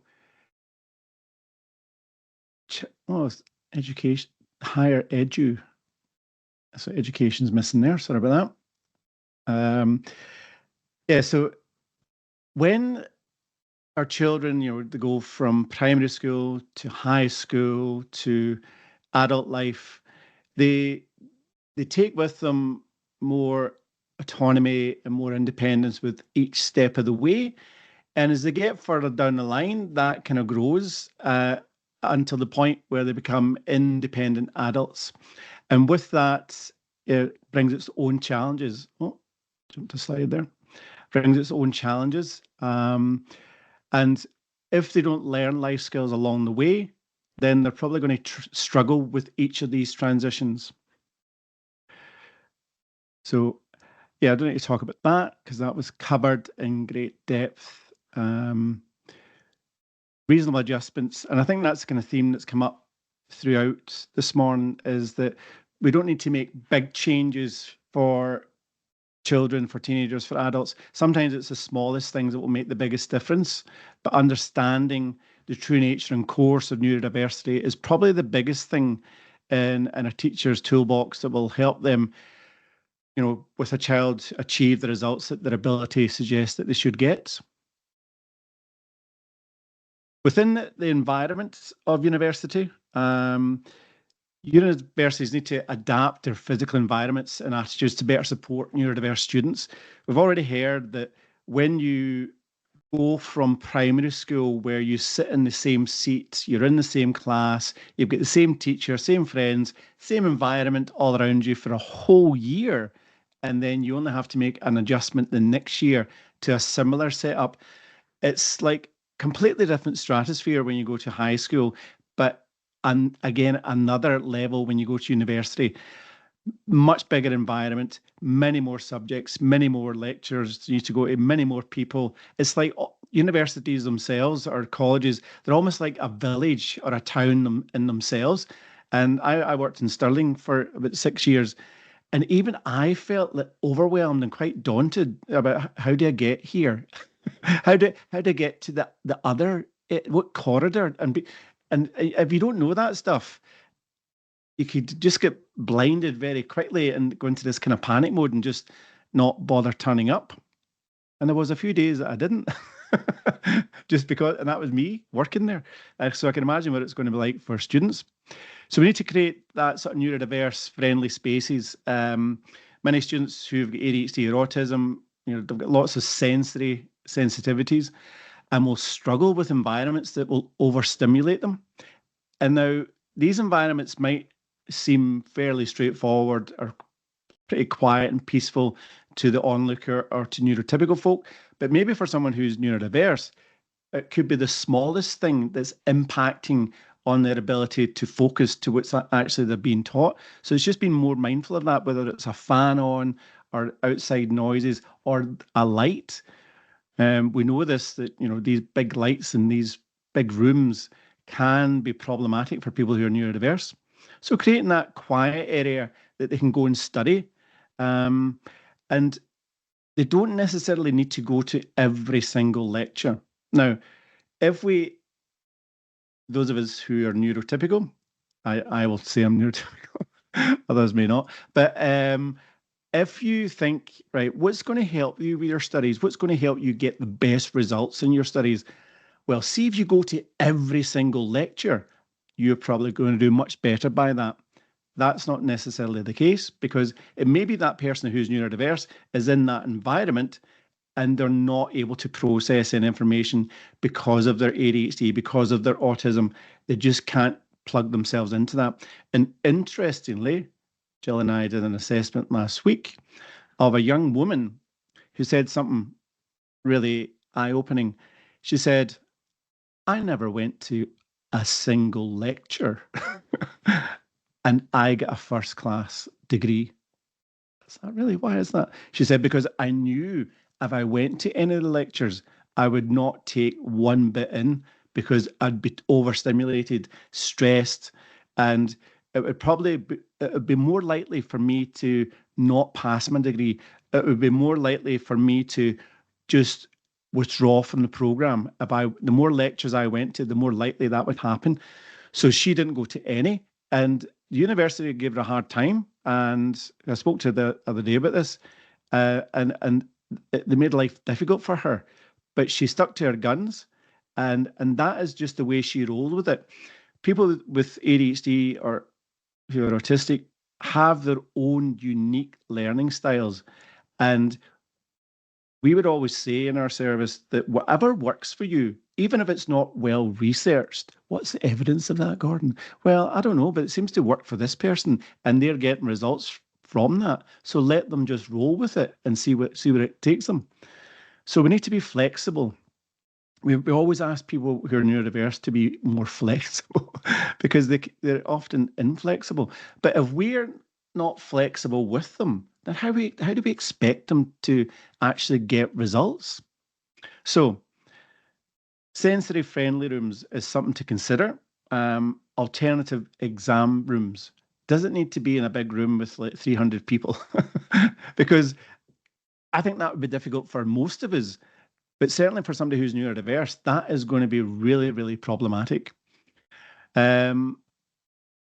Understanding ADHD, understanding autism. And this is where there's a real variance across the country, whether it's in primary school, high school, colleges, university, about what do people understand of these conditions.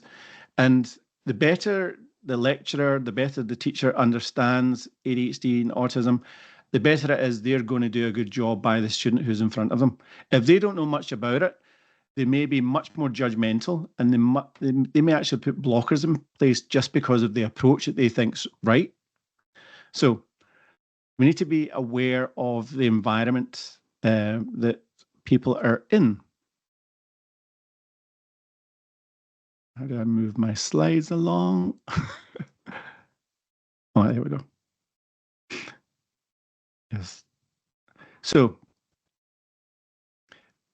recording lectures, that's another thing, that if you don't feel comfortable in the big room, then you can go back and revisit the lecture later on. And that has been a bit of a game changer for folk. And again, the woman I spoke to last week, she would record the lectures and just play them over and over again. And it's a bit like I do a bit of acting. And when you're learning your lines, you're overwhelmed by the number of lines. But as I said, the thing I said earlier, and somebody asked about it, what was that you said? Small, easy, doable, done, repeat. And if you take that approach with your studies, you're much more likely then to get the results because it's less overwhelming. And recording lectures and then just playing that back in a loop a bit at a time. And then that I've learned that bit now, right? I've got that. I'm going to play the next bit, right? I've got that. And then I'm going to play these two bits together. I've got that, and so on and so on and so on. And that's how folk are more likely to learn. What else I want to say? But I want to say something else that's I've forgotten. Yeah, so different learning styles. Practice and practice and practice, and then it's more likely to click. Deadlines. People with ADHD are known to leave things to the last minute. Why do you leave things to the last minute? I don't know. And that happens all the time. Flexible deadlines would be really useful. You still need to hold them to account. You can't just keep moving the goalposts, but we need to be mindful that they're not the best with time, as Katie's already touched on. But again, if we can help them understand that if you take the small approach, I said to this woman the other day, highly, highly intelligent people. The thing about people with ADHD is that they're invariably very intelligent people. But that's never the reason why they come to see us. They come to see us because they struggle with normal everyday things, the things that everybody else seems to find really easy. And I said to this woman, I think she was an accountant, and I said to her, she's really struggling with household stuff. And so we had this visual example of a small pile of washing, like 4 or 5 items, and then, the mountain that's taken over the whole sofa. Now, you could sit there comfortably at the beginning of the week, but by week 3, there's no space in the sofa, that kind of pile. And I said to her, which one do you think would be easier to deal with? The small one or Kilimanjaro here? What one do you think would be easier? And she thought about it. She went, the small one? I said, yes. And that, I always think when you're listening to these conversations that I have with neurodiverse folk, you'd be forgiven for thinking, Gordon Brown, you are a condescending, patronising so-and-so. But the folk with ADHD are not thinking that. They're going, yeah, I never thought about it in that way. And sometimes they don't like the obvious being pointed out to them, as parents of children with ADHD will know. But if you can do it in such a way that helps them take control of that situation, yeah, I think I'll do that. Yeah, I'm going to do that. Yeah, I'll do that. I'll take that small approach, because it's always about getting things done. None of us like to start off doing things and then not achieving it. Because if we don't achieve the result we set out to achieve, you just kind of go, oh, do you know what? I'm not doing that again, because that was a disaster. Whether it's getting fit, going to the gym every day, whether it's I want to do a master's, then drop it out really quickly. Same with the studies. If you can do a small piece of studying and you can get it done, then you can say you've got it done. If you don't get anything done and then you wait till last minute, you're doing all-nighters like this person in the video, and you're stressed out your head. But do the small things more regularly, not big stuff. And again, assessment methods, does it have to be in, does it have to be exams? It has to be assignments? Could it not just be like, let's assess you over the years and see how you got on?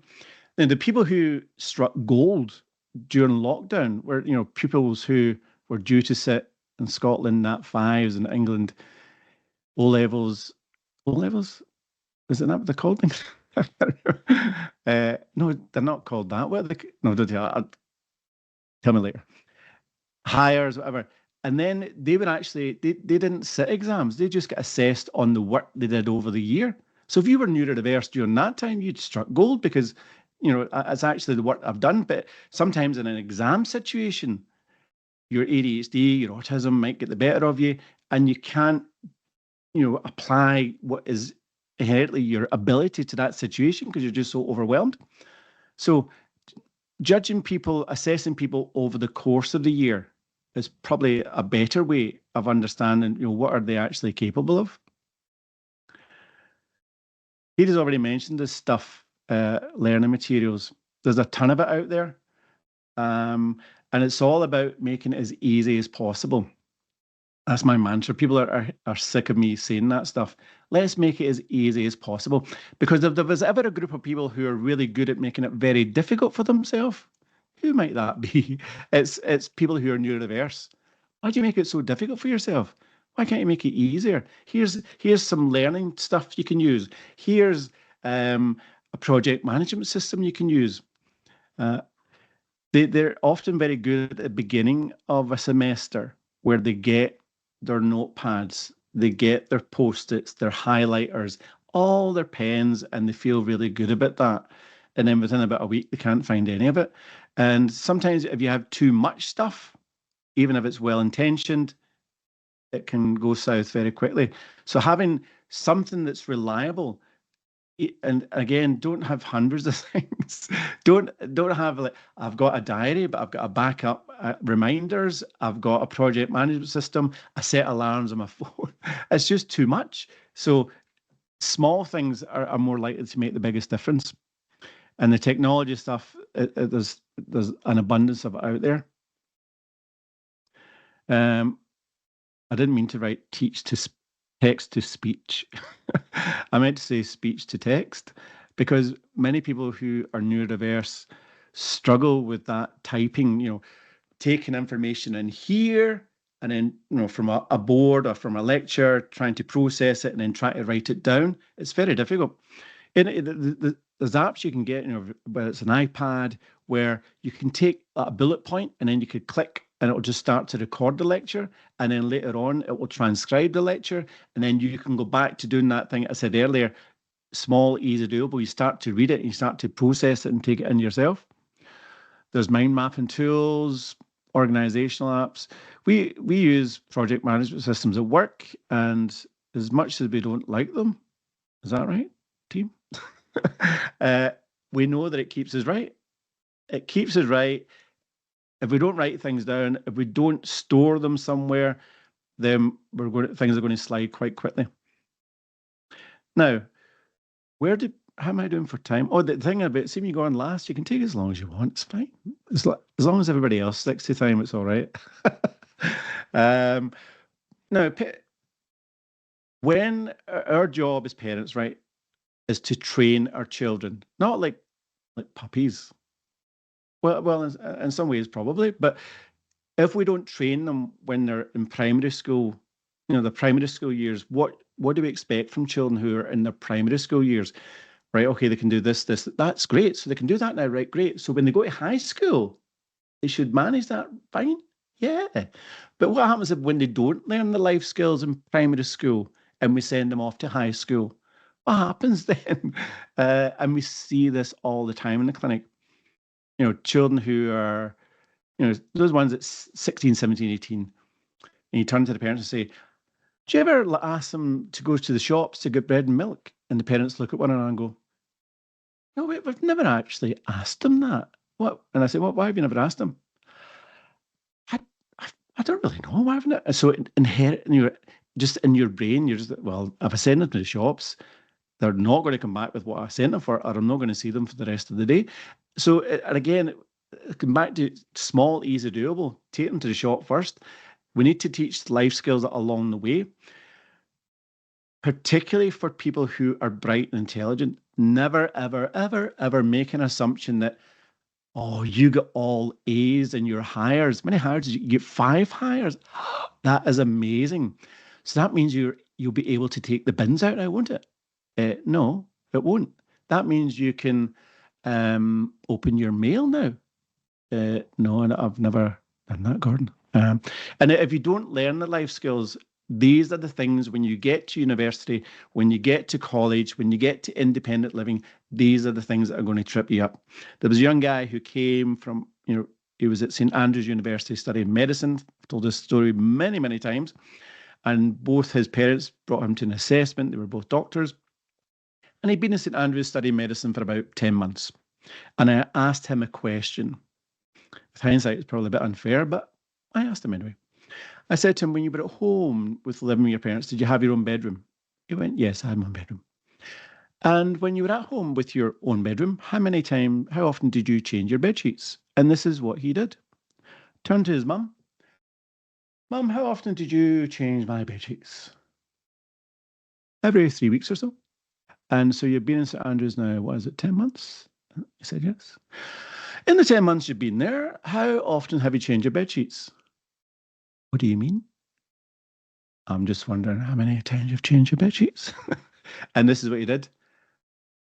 I've never actually changed them.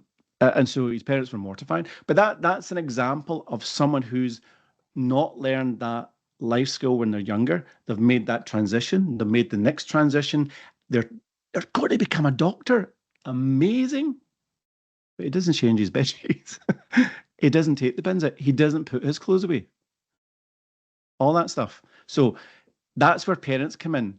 And if your child has never done this stuff when they're at home, you'll need to support them when they go to university.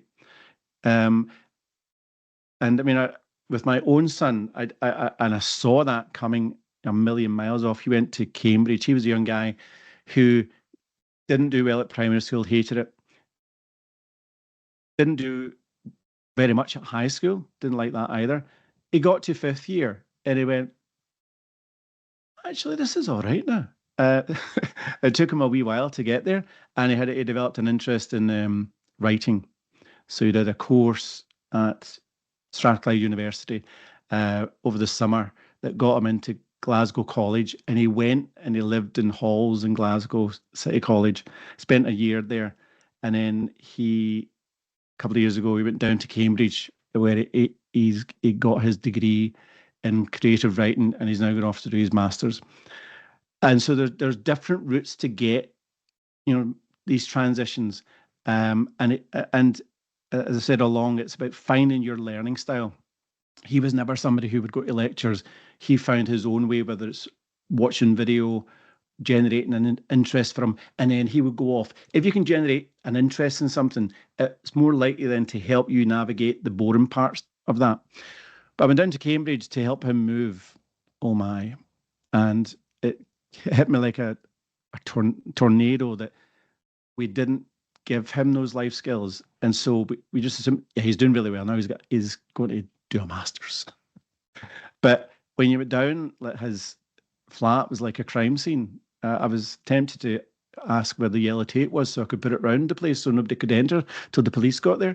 But we've spoken about it, and he's beginning to practice those things now because he recognised that he wants to do well in life. Unless you manage this low-level stuff, you're not going to achieve it. So as parents, we need to support them with this stuff, not judge them, because as much as it feels, and that's a word I use all the time, is ridiculous. As much as it feels ridiculous, if it feels ridiculous to you, it probably feels ridiculous to them. But for them, there's a lot of shame, there's a lot of guilt, there's a lot of self-loathing. So we don't want to reinforce that any further. It's about supporting them, not judging them, saying to them, I get it, I understand it, you're brilliant at certain things, here's the stuff you're not good at.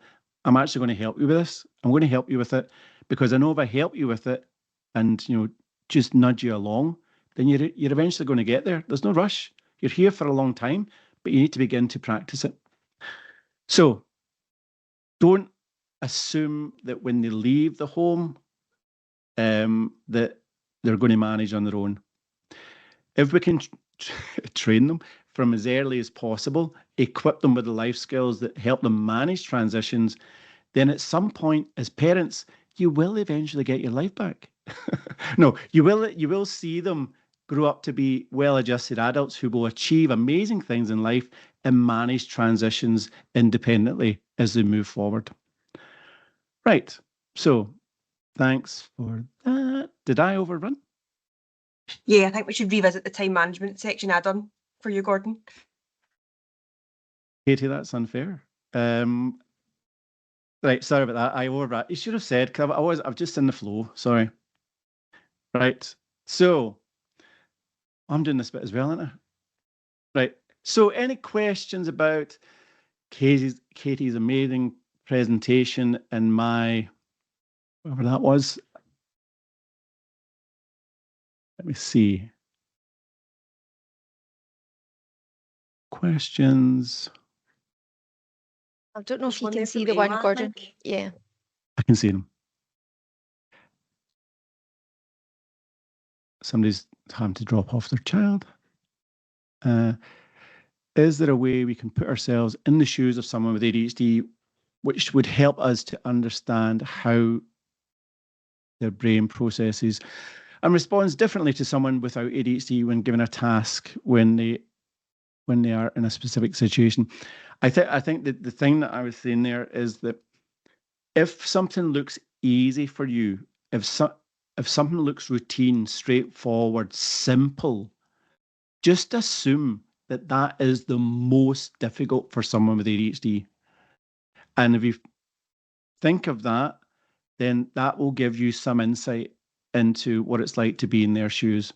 You know, particularly if you're a parent of a child who can do complex things, difficult things, things that you could only dream of doing, but you've asked them to do a simple thing and they grind to a halt, then that simple thing is the most difficult for them. And we do workshops quite a lot. And I did a workshop with a law firm, and they wanted to support a colleague who was amazing in court on their feet. You always find that people with ADHD in the job that they do, they're the best at the job when they're doing the job, parts of it that they love doing best. But when it comes to the other stuff, that's where they struggle.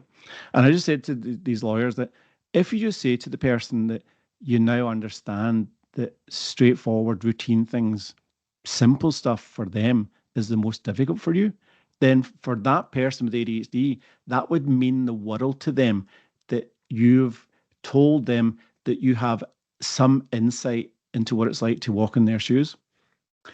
Any other comments on that, guys?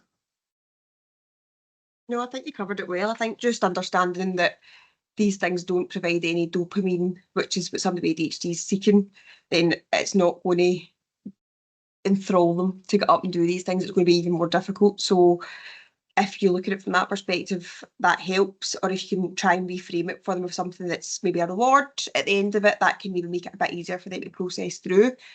But I think just being able to sit down and take it from their perspective is going to be helpful for understanding what's going on and where their difficulties are, because each person with ADHD is different. So we can't give a consensus of this will be for this and not for the other one, but it's will be specific to the person. So having an open dialogue with them is always going to be important to get their perspective and views, and then you can move forward from there. Yep. I was just going to add that I suppose when you're having that open dialogue, just making sure that you're not overly questioning, because that can seem overwhelming in itself. So maybe even comments or statements that start with "I wonder," like "I wonder if this is what's happening for you," rather than telling them or questioning them, which might seem overwhelming. Yep. Any other comments? It's an example that I use that might or might not be helpful. And I say to people, imagine you get home, you're in the car, you get out the car, you've got two kids running in different directions. They've maybe been nipping your head all the way home in the car. You get out the car, you're trying to handle them. You've got bags of shopping, you're going up your path. One of the bags bursts, shopping all over the place. You're fishing to try and get your house keys. You drop your car keys. Meanwhile, you're still trying to prevent your kids from running back out the gate.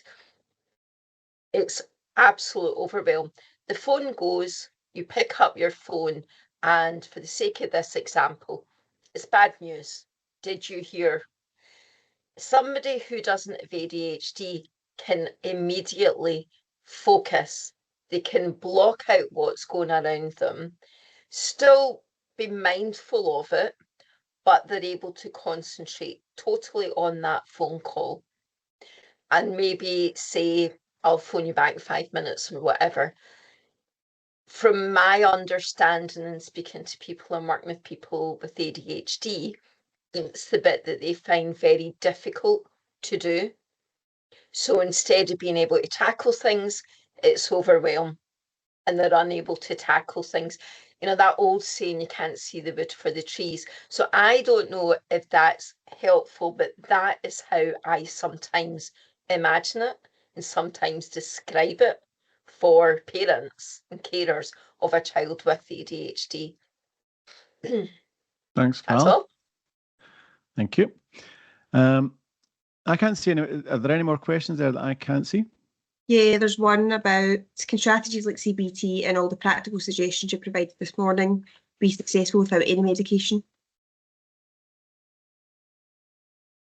Yes, well, they can, but it depends on the individual. You know, sometimes CBT, if the person themselves, they want to embark on that route, then it's more likely to work. But if they're told, right, no, we're going to do CBT, and they're not going to engage in that, particularly young people, like teenagers, unless, because Jill will know this from coaching, that parents might think this will be good for you. Jill's an excellent coach. Jill will help you, sort you out with the stuff. But if this child, this teenager, is not signed up for that, if they go and see Jill, they'll just be having a blether and it'll be just a waste of time. So it's really up to the individual. If they're motivated to embrace CBT, they're probably more likely to get the results. Having said that, probably research might indicate that a combined approach is more likely to give you the best outcome, but it can work. What are other people's thoughts? Yeah, I would agree. I think if someone's really psychologically minded, which we often see lots of students who are doing different courses, whether it's like psychology or these sorts of things, then they've got a good insight into what's going on around about them, they can focus on that. But I often see that if they're at university or things, they've got a workload already, and focusing on that can be difficult. Trying to kind of put their time between both. So I would suggest maybe doing it out with term time, so they've got the ability to focus on that fully. But it can be successful managing it. I think my responsibility would be more of a joint approach generally. So having the helpful focus, or the focus improved, less distracted, more able to focus on sustained effort tasks like coursework and things, then it becomes easier overall to focus and retain all the information and strategies taught within CBT. But a joint approach is always going to be helpful. So I think it depends on the person and how willing they are to put the kind of work in that comes with it. Yeah. You going to say something, Lesley? No, it's okay. It's okay. Sorry.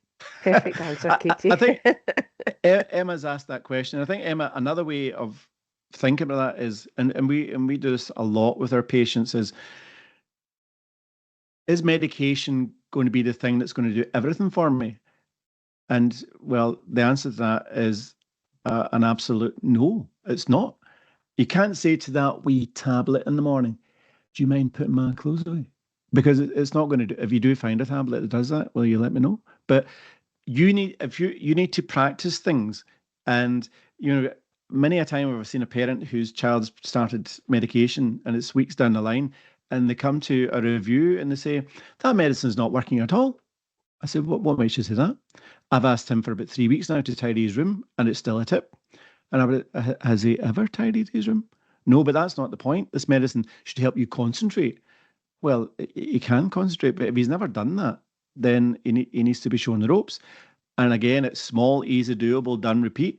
If you've never changed, even a young guy in his 20s, if you've never changed your, duvet cover, your bed sheets, start with a pillow. Can you change a pillow? Oh, I thought I could do that. And that would be the same with a child. Let's do your pillow slip. That's easy, and they can get it done, and then they get out again, and then you just add to it. So I think, and I'm sure people will agree, that CBT coaching on its own, if you're in the zone, if you're motivated to engage in that by itself, then you may get results. People who have an approach that involves medication on its own, we're still going to have a conversation with you that you will need to think about other things that you'll need to do in order for you to get the results from the medication that you would like. So it kind of works both ways. Can I just say something on to the back of that? Is that all right? Of course you can. So Katie, you were kind of saying as well about, that being able to tackle everything that comes with maybe leaving home. And I know there's somebody asking about leaving home here as well. I would echo a lot of what Gordon said. I know he was referring to his own son, but I have seen so many young people who have left home to go to university, and suddenly they're emaciated because they don't know how to shop, they don't know how to they don't know how to make a food plan, they don't know how to cook. And if they cook, that means they'll need to do dishes. How do you do that? I can't do that. That's too much. I've had people who have 20, 30 pairs of joggers because they just have to keep buying new ones because they've not washed since they've been in their halls of residence for 6 months. I mean, the bed sheets, 9 months is not bad for some people. But all these things, I can't stress how important it is to start early with just giving your kid wee tasks. And the starting point for me, certainly with my kids, was do it with them. Don't tell them to go and do it. Washing machine. I'm going to show you how to make a pot soup, and just that whole cedra, the repeat, practice, repeat, from as young as they're able to do it, and just build on the level of skill and the task, and lots of praise, added responsibility, the sort of social system that can be in place for kids, adults leaving home. I think it's always useful if they're going to live in a supported kind of not supported living, I don't mean that, but going to live with like other students, sharing a flat or going to halls of residence. They're not on their own. I think they almost always tend to have a better introduction to meeting new people, social networks, if they're sharing where they live with other people. And it might not even necessarily be that the people that they live with are their go-tos, but like their pals or their relatives that come round is always really helpful. But yeah, sorry, back to my point, it's never too early to start teaching your children basic life skills. No. Because as they get older, with age, you get further down the line. Further down the line you get, if you're an intelligent person, you may become more qualified. But getting older and, gaining qualifications will only increase expectation. Expectations will increase with every transition your child makes. Just pull my camera. The joy of live telly. Sorry about that. With every transition your child makes comes expectation. And I'm without a camera now. So you don't have to see me. So that's today's bonus. With every transition they make, expectations will increase. And what's not going to cut it is being older and being intelligent. If you've got ADHD, as those of you who do, applying your intelligence, your ability to solving the puzzle of ADHD never, ever works. And that's why I think medication on its own is not going to be the panacea. You need to put other strategies in place to assist yourself, get the results that you need in normal everyday life. Right. You guys talk amongst yourself while I try and fix my screen. Well, we go to the next question. So we've got someone has said, thank you for the informative session. How can young people build a social support system when moving away from home or university?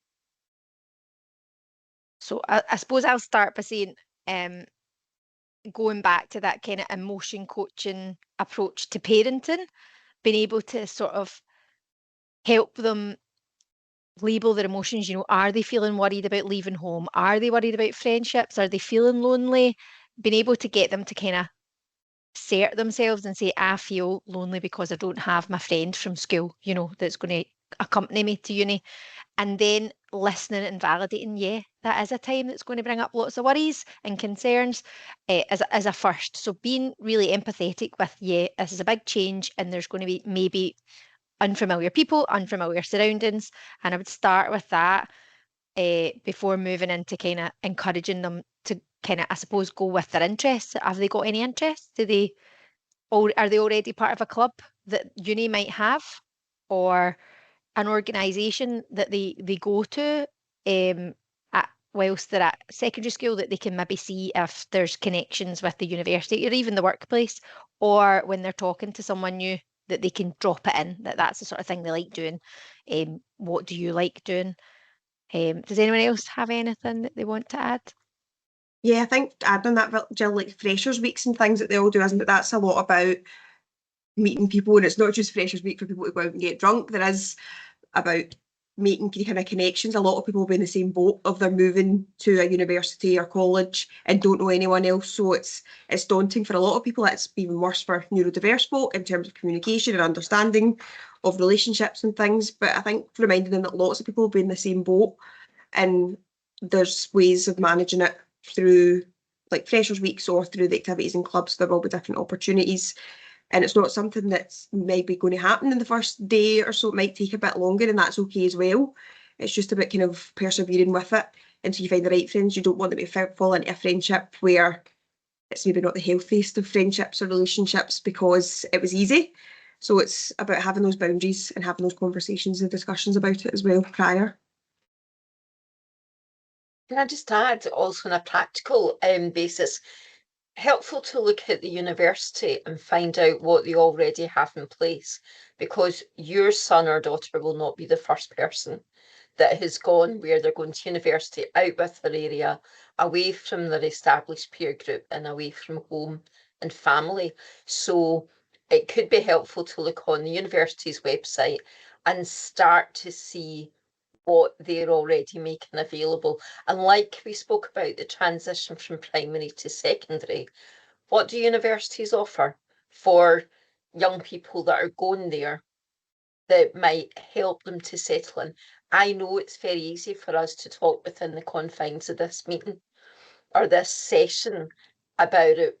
For a young person, it will always be the difficult first move that they need to get over. But you will already have been doing stuff to help promote their own abilities and their confidence from primary school. So it's building on it. Mm-hmm. Absolutely. I think the other thing about, Jill was talking about maybe not having your friends that you had at school when you're at college, university. But the flip side of that is a lot of children will struggle in school, whether it's primary school, high school. I was going to say high school can be particularly unforgiving, but then again, so can primary school. And the thing about school is you don't have a choice. You have to go there. It's the law. And if you're an unhappy child at school, then they can be very difficult years for you. And I've seen time and time again when folk then make the transition to university or college, whilst the stuff was spoken about, that's still difficult, normal everyday life skills if they've not learned them when they're younger. What I find is that they're probably more likely to find their tribe at college, their tribe at university, because they've gone to college, they've gone to university because they want to be there. It's their choice, their decision to go there, and they're going to be studying something that they want to study, and they're going to meet other people who are in the same boat. And I remember when I worked at Stirling University, you could see the neurodiverse folk, they always gravitate towards one another. And neurodiverse people see this all the time. Who are they most comfortable with? Other neurodiverse people.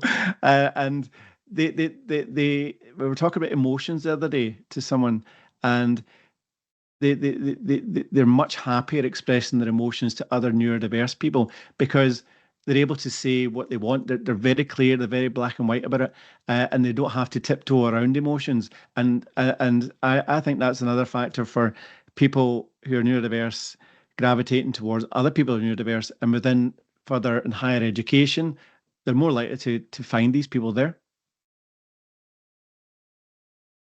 Right.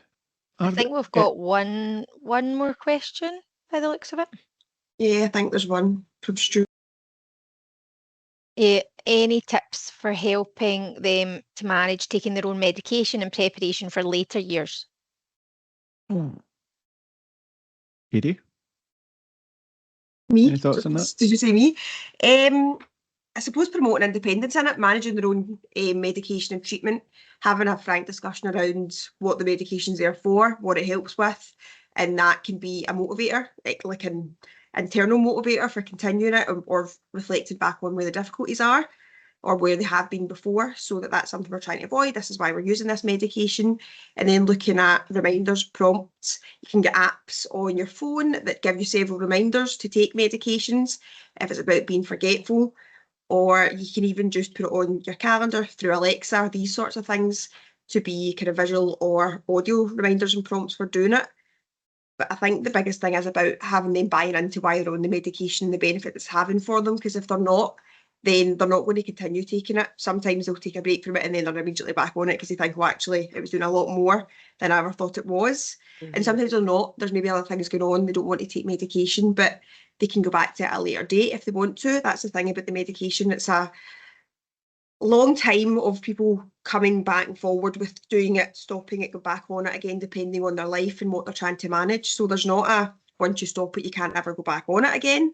But the person does need to want to be on it, because otherwise it's not going to provide any joy. It's going to just cause friction for you telling them or demanding that they take it, and they're not going to. So it's just going to cause kind of issues that side. But I think as long as they're buying into it, then the general consensus is the forgetfulness is the most difficult part. So managing that through reminders and prompts can be helpful for that. I don't know if anything else they want to add. I'm thinking about sort of repeat prescriptions though, so not running out. So it's not only that day-to-day taking them, but actually if you're someone who does rely on your medication and gets quite stressed if they run out of medication, it's about having some kind of strategy in place as well, about making sure you're ordering a repeat prescription before it gets to the point of, oh, that's my last tablet, all right, well, what am I going to do until I get my next prescription in 10 days' time, or however long it's going to be. So starting that again, kind of earlier if possible, as Katie's saying, some kind of electronic app or tool might be helpful. Yeah, and I think when our children move out, there are things that you don't know what's going to happen, and these are always sort of learning opportunities. And if things go awry, rather than beat yourself up about it, then I think it's just how can we navigate that more successfully now. That thing that Lesley said there about prescriptions running out. What you probably wouldn't say is, right, well, you're independent now. You need to manage that on your own. You would probably say to them, right, okay, I'm going to support you with this. I'll get your prescriptions for you. I'll sort that out for you. But what we're going to have to do is begin to make some inroads into you managing that yourself independently. The other thing about medication is how they might see it is, well, it was your idea to put me on this medication. I'm now 16, so I'm making the decision I'm going to come off it. And that happens a lot. And as Katie says, I wouldn't get into any kind of heated conversation about that. I would let them find their own way, because who knows, maybe the medication for the time that they took it in the years at school, it allowed them to get results. They might have developed their systems and processes along the way, and that they might be able to sustain that into adult life. But if they don't and they're struggling, they'll probably recognize it themselves, and at some point further down the line, they'll go, well, I did better on my medication. Maybe that's something I need to think about again. And they've then taken ownership of that. It always goes down better and is more likely to happen if they decide it themselves. Right. So are there any other questions? One in the IT creative Eric's put in. There's a question in the chat, I think. I think it's just waiting to get published through. So there's two there. There's no point in me answering anything about financial planning tips. I still don't know how to do that. So somebody else would be better answering that side. It says, I think maybe I don't know if we're leaving that one till last maybe, but at what age should we expect our child to begin taking his own medication? So I suppose that's kind of going on from what you've just talked about. Yeah. Yeah. So that it's, you try and from a younger age, and I know that, well, it's a controlled drug. We don't want to give them ownership of that, but we have to give them ownership at some point. And we make small steps. It's like my Haley, who's 11, and she's talking about walking home by herself. Right. Okay. How do we do that? Well, I wasn't going to just let her walk home, but who's going to be walking home with you? I'll speak to the parents, and I'll make sure there's a plan in place. What I didn't tell her was I was kind of hiding in the bushes outside the school to make. Probably looked a bit dodgy, but I just wanted to make sure that she found her way home. She did say she saw me, and I said it wasn't me. But it's just about giving them an opportunity to learn independence. If we don't do it at some point, they're always going to come back, and you're going to have to do it for them. So it's risky, but we're always going to have to assess the risk, but we're going to have to take that risk anyway. If we don't, you're saving up a much bigger problem for down the road. Manage this today, but at some point, they're going to become 16, they're going to become 18, 25, 30, 40, 50. I mean, I've had people in their 70s bringing their children in their 30s and 40s saying, you'll need to do something with them because the clock's ticking, we're not going to be here for much longer. And that is because they didn't help them manage these transitions effectively when they were younger. It's so critical. I mean, the clinicians here, when we see parents of younger kids, we're almost imploring them, please teach some things, train, help them develop life skills. And if we do that, then that question, Sally, it doesn't feel as heavy further down the line. You're 16, 18, when am I going to let them do their own medication? 25? And that was like a teenager. Mm-hmm. I asked her, when, and it was about the bedclothes. When should someone independently change their own bedclothes without parental support of the bed sheets? And she did this thoughtfully. I don't know, 25. And I said, no, you need to do it now. So if they've got no idea when they have to do stuff, that'll just drift. I would say to them, Sally, like, I'm going to put your medication out for you this morning. I'm going to leave it beside your cereal or whatever, and that would be the first step to doing that. If you've only ever take it out for them, give them it, make sure they took it.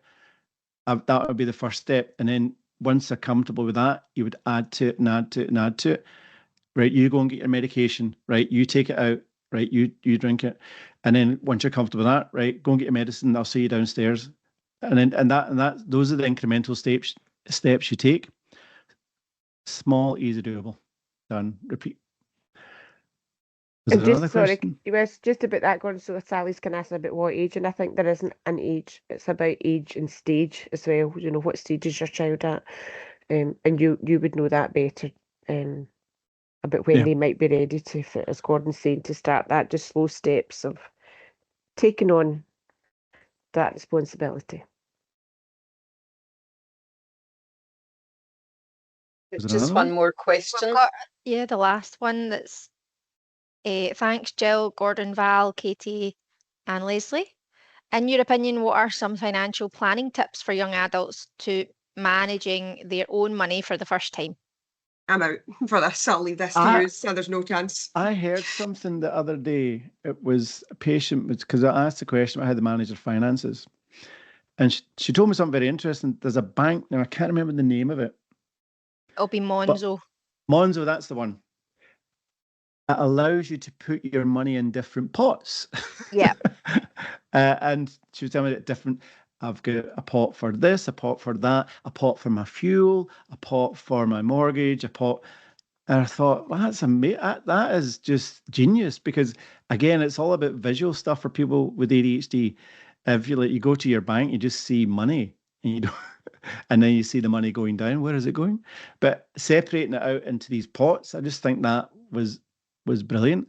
That is helpful. I think something from that, I know I'm saying I'm useless at managing finances, I'm better than I used to be, I must admit, but one of the things, like having 2 separate accounts or pots for whatever bills and finances that they need to pay out, so it's maybe not as in-depth as having different pots for everything. I think you need to be quite strict with that, but all your bills and things come out of one account, and the rest of your money or spends that you've got for the rest of the month goes somewhere else, and that's exactly what you've got to live for.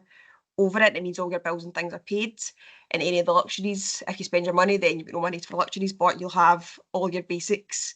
And that could be a hard way of learning, but it is easier longer term. It's maybe not as helpful as having all the pots, but I think you need to be quite organised to manage these pots and set them up. Remember to top them back up again. So if you work that way, that's great, but that's an easier way of doing it from looking at that side, or removing cards from things online so you can't impulsively buy them without thinking about it. It's another helpful tip for managing finances.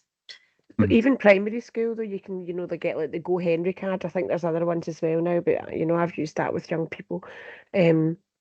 And it can be a tough way of learning, but when the money's gone because you spent it impulsively on that thing you couldn't wait for. So you're not getting that video game at the end of the month because guess what? You spent your money.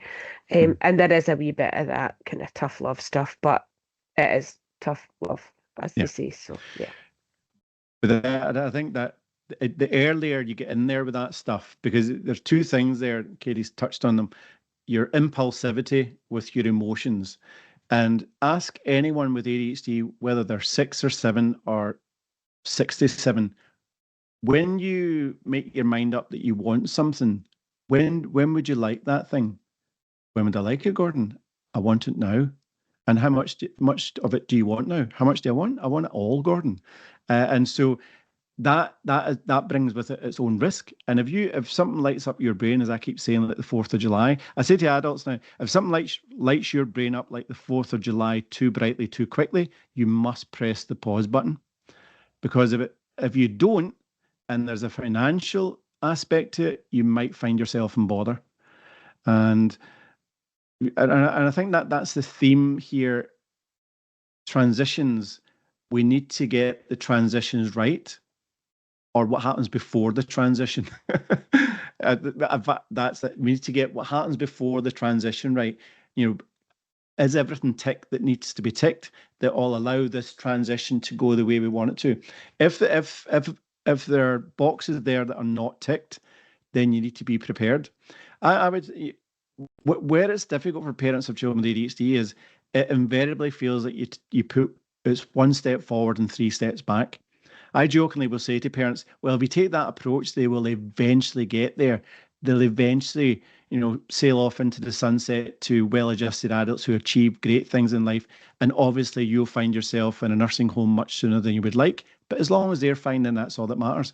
It will take it out you. It is frustrating. It feels like it's never going to end. But all of us who have been parents, and I've had 4 of them, there's been stuff along the way that's been really difficult at the time, and you think this is never going to end. And then one day it does end, but you don't realize that it's ended. And then you speak to your partner and go, when did that stop? I can't remember it, but it stopped. Oh, that's better. That's because you put the work in, and things change over time. Yes, money is something that, again, I think back to Sally's question. It's all the same. When should I begin to, as early as possible? Whatever it is you're thinking about, as early as possible. Expect there to be errors. Expect there to be mistakes. Expect things to go badly. But if they don't go, it's better to go badly when you're 8 than to wait until you're in your 30s. Oh, it went really badly. And that's just a catalogue of things going badly. Get in there early. Don't be frightened to make mistakes. Oh my goodness, I've made more mistakes than anybody else I know. Learning points. Learning points allow us to improve. If you don't have an opportunity to make a mistake, you're probably never going to learn the thing, let alone improve on it. Right. Oh my goodness, we've gone over time. Katie, well, I told you about time management. I know, sorry, what can I say? Never learned that as a child, and that's why it's bad today. Right. We have taken up a lot of your time this morning. Thank you so much. I think I'll hand you back to Jill because she was doing the wee compare bit to begin with. And before I do that, I would like to, if you don't already know, I'm doing a webinar tomorrow evening. So you can bring the Prosecco, the nuts, whatever, an evening on the sofa. And I'm going to be talking about assessment of ADHD, which is something that's coming up all the time. Should I have an assessment if I do have an assessment, what's that like? What does it mean moving forward? So if you have any interest in giving up your Friday night, obviously you'll be off your head, but you can spend a bit of time with me if you'd like to. And I'm sure there's a link on our website about that. I'll hand you over to Jill. There you go, Jill. Just wanted to finish off very briefly by when we talk about ADHD, we tend to focus on what the challenges are, what the obstacles are that are going to come up against. And I just wanted to finish by saying, remembering that it does bring challenges having ADHD, but it also can be accompanied by creativity, problem solving, and unique perspectives. Successful transitions are going to be a collective effort requiring understanding, support, and tailored strategies. So it's not all challenges and negative. There's some positives, there's some lovely strengths to look out for. And together, between parents, carers, clinicians, and educators, we can all support children and young people to get there smoothly and successfully. So although we do touch on all the challenges, it's not all bad. And hopefully with this information, you'll be able to make it a bit smoother for your young people at home. But thank you so much for joining us. I think our IT lead has put your webinar details in the Q&A. And I think on our social media, you'll find that, Gordon, as well. So anyone that wants to tune in again can do that tomorrow night. But thank you, everyone. Thank you to our team for all their hard work and effort. And thank you, everyone that joined us.